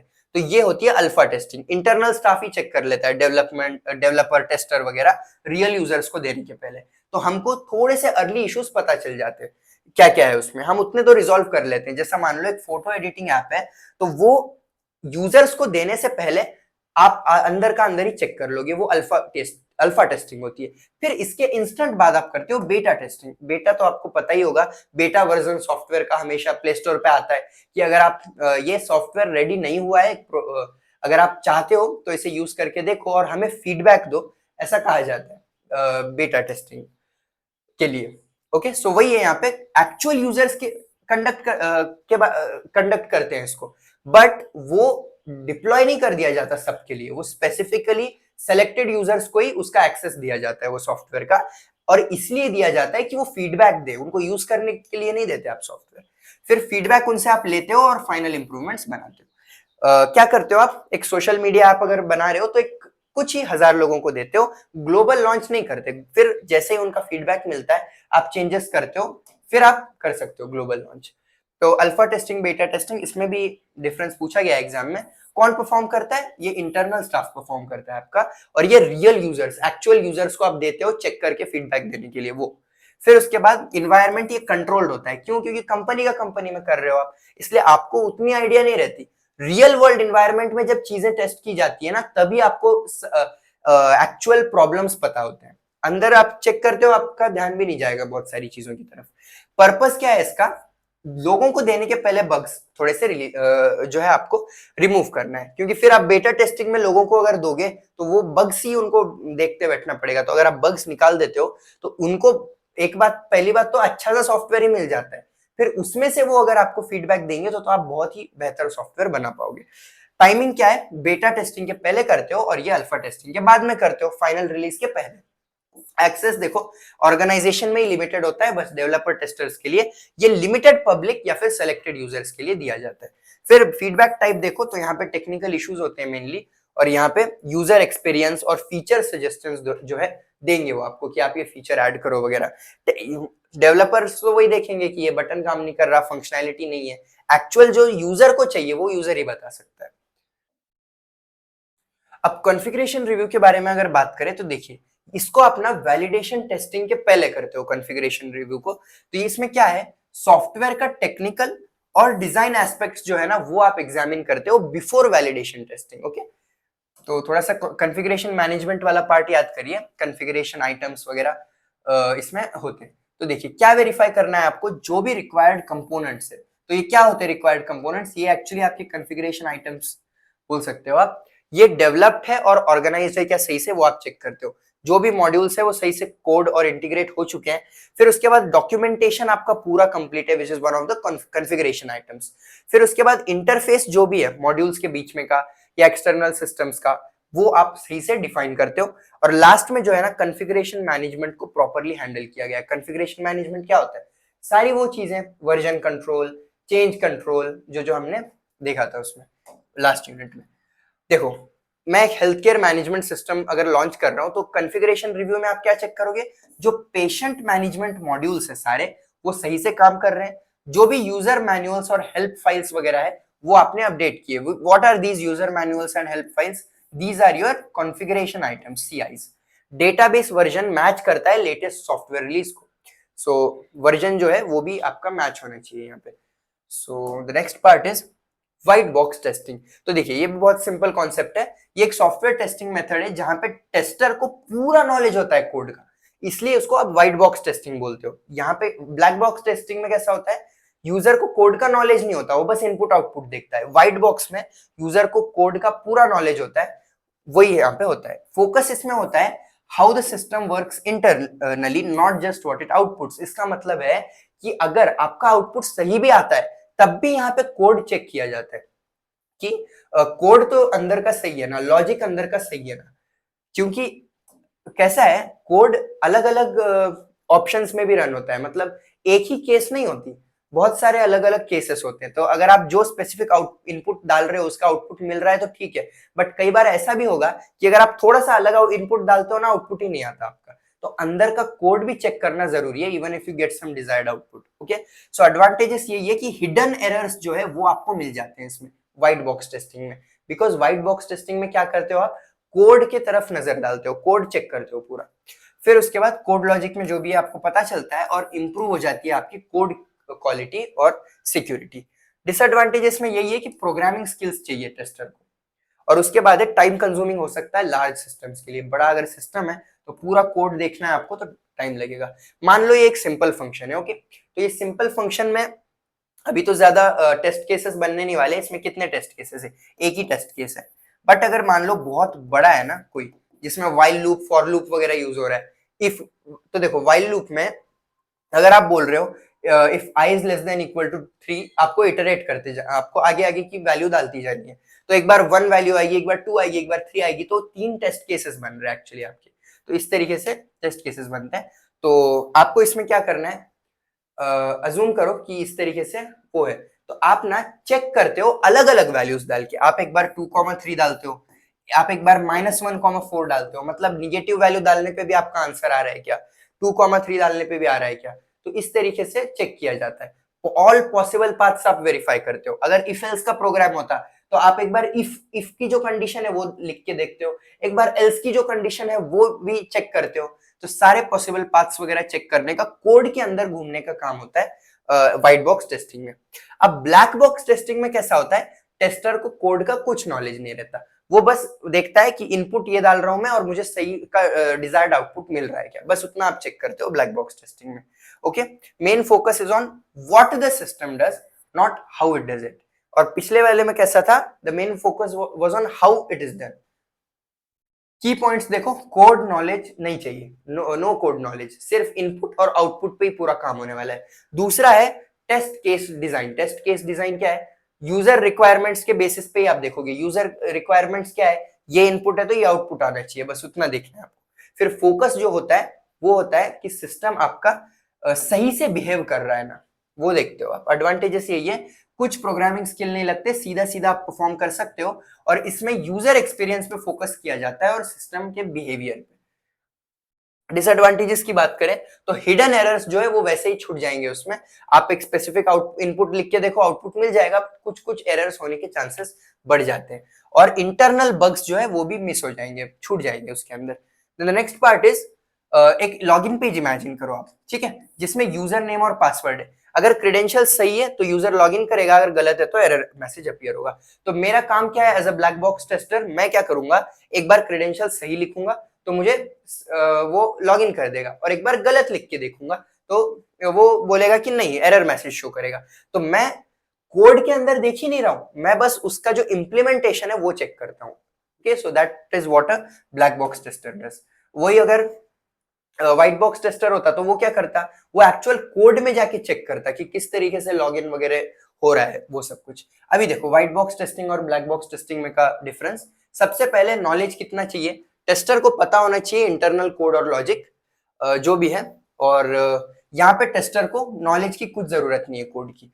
फिर उसके बाद फोकस क्या होता है, यहाँ पे इंटरनल स्ट्रक्चर पे फोकस होता है, और यहाँ पे बस फंक्शनैलिटी और बिहेवियर, सीधा इनपुट आउटपुट।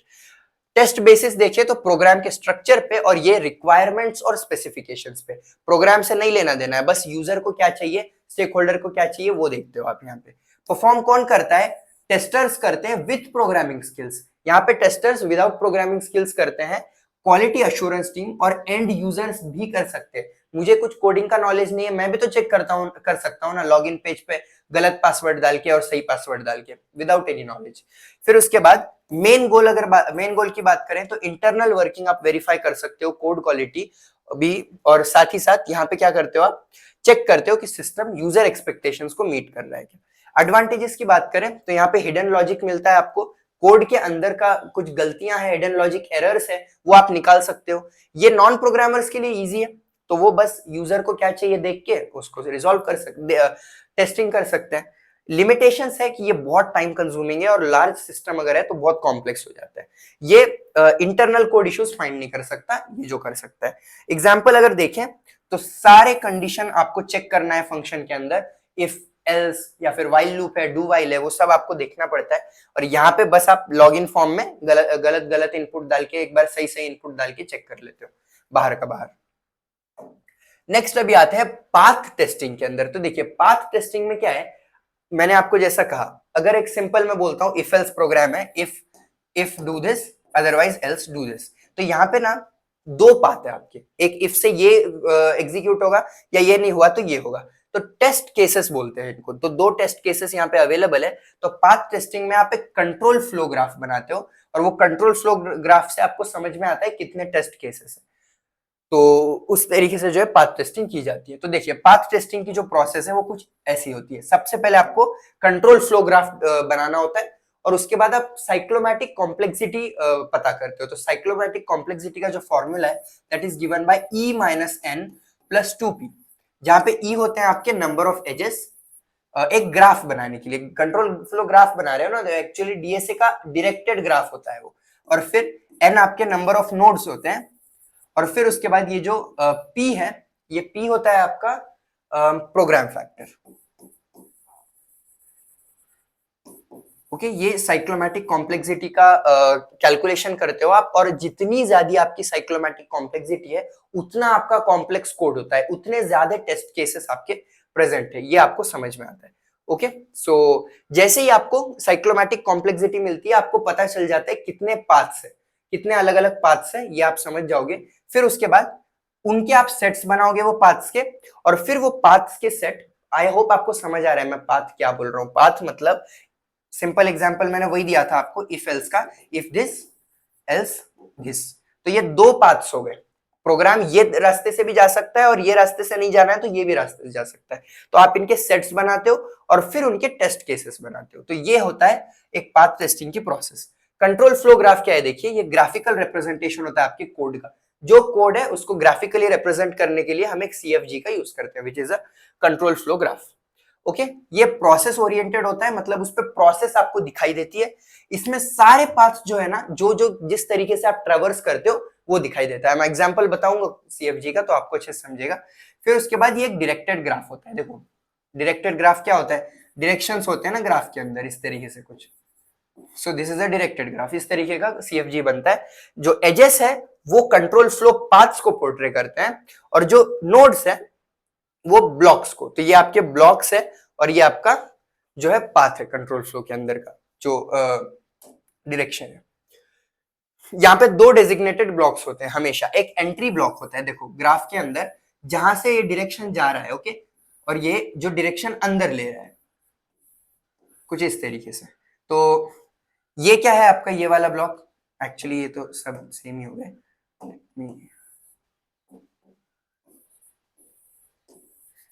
सेम ही है वैसा तो देखिए ये जो है ये एक एंट्री ब्लॉक की तरह काम कर रहा है। ये वाला जो आइटम है ये इसको एंट्री में ले रहा है और फिर कुछ ना कुछ एग्जिट में इसको दे रहा है और वो चीज को एंट्री में ले रहा है। तो एंट्री ब्लॉक्स और एग्जिट ब्लॉक्स कुछ इस तरीके से होते हैं।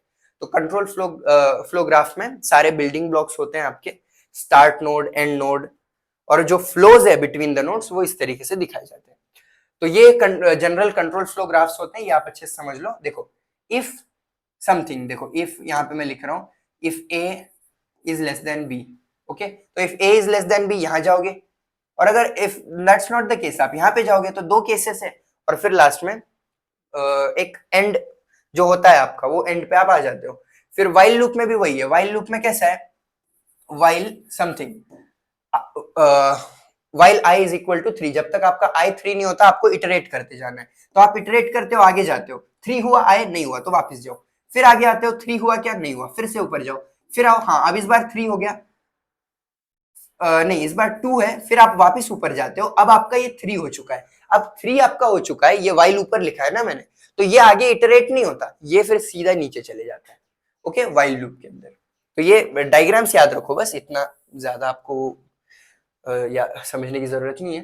डू वाइल के अंदर क्या होता है, आप बोलते हो do a certain thing while this condition is there, तो फिर बस वही वो कंडीशन फॉलो होती जाती है, बस इटरेटिव अगर आपको करना है, एक एक वैल्यू बढ़ती जाती है, इस यहाँ पे आप आए फिर वापस ऊपर जाते हो, क्योंकि वाइल की कंडीशन यहाँ पे नीचे होती है। डू वाइल है ना वो, पिछले वाले में वाइल ऊपर था, ठीक है, तो वाइल ऊपर था इसलिए ऊपर से ही आप नीचे आए थे, अभी यहाँ पे वाइल नीचे है, तो फिर आप ये इटरेट करते जाते हो, आगे आते हो, while a certain condition is there. तो अगर while i is equal to 3 मैं बोल रहा हूँ, तो यहाँ पे अगर 3 आ गया तो अब ये वापस ऊपर नहीं जाएगा, ये नीचे चला जाएगा। तो वाइल लूप इस तरीके से होता है, डू वाइल।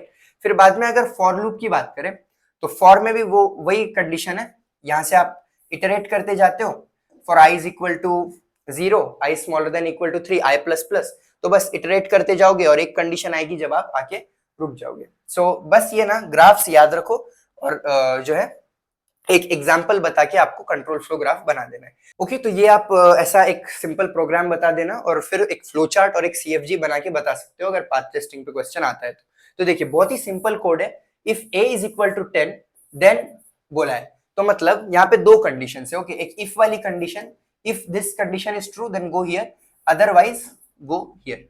तो फिर if a is equal to 10, तो फिर आप क्या कर रहे हो, एक कंडीशन यहाँ पे जा रही है b is greater than c, और अब वो भी इफ में है, okay, so this is also going at this point. एक इफ वाली कंडीशन है और एक एल्स वाली है, else a is equal to c, तो एल्स वाली कंडीशन आपकी यहाँ पे जा रही है a is equal to c, और फिर ये दोनों यहाँ पे आ रहे हैं और ये एंड हो रहा है। तो देखो बेसिकली कितने पाथ से आपके, वो आपको कंट्रोल फ्लो ग्राफ से पता चलता है। तो देखो 1 से 6 आपका एक पाथ है, फिर उसके बाद 1 से 2, 2 से 4, 4 से 5, 5 से 6 एक पाथ है, फिर उसके बाद 1 से 2, 2 से 3, 3 से 5, 5 से 6 एक पाथ है। तो इस तरीके से अलग अलग पाथ्स पता करके ये स्पेसिफिकली पाथ्स को टेस्ट किया जाता है पाथ टेस्टिंग प्रोसेस के अंदर। ओके, तो यहाँ पे हमारा जो है यूनिट 6 खत्म होता है। ओके, एडवांटेजेस आप विजुअलाइज करते हो प्रोग्राम के फ्लो को, एरर्स वगैरह आप इसमें फाइंड कर सकते हो, ऑप्टिमाइजेशन के लिए यूजफुल है और टेस्टिंग में आपको आसानी होती है। डिसएडवांटेजेस की बात करें तो बिग प्रोग्राम्स के लिए यूजफुल नहीं है, बिकॉज इतने ज्यादा पाथ्स होते हैं उसमें नहीं कर पाओगे आप, और अनप्रिडिक्टेबल बिहेवियर अगर है वो भी इससे समझ में नहीं आता आपको, और क्योंकि अनप्रिडिक्टेबल बिहेवियर बना ही नहीं सकते ना आप कंट्रोल फ्लो ग्राफ में, आप सही सही कंडीशन ही लिखोगे, डेटा की इन्फो नहीं होती, सब कुछ कंट्रोल पे ही डिपेंड करता है और ये स्केलेबल भी नहीं होता। ओके, सो यूनिट 6 यहाँ पे खत्म होता है हमारा, पूरा SE DSA M3 का सिलेबस अभी खत्म हो चुका है। So everyone who's watched all the videos, I'm very thankful to you, and if you haven't subscribed, do subscribe. Thank you so much.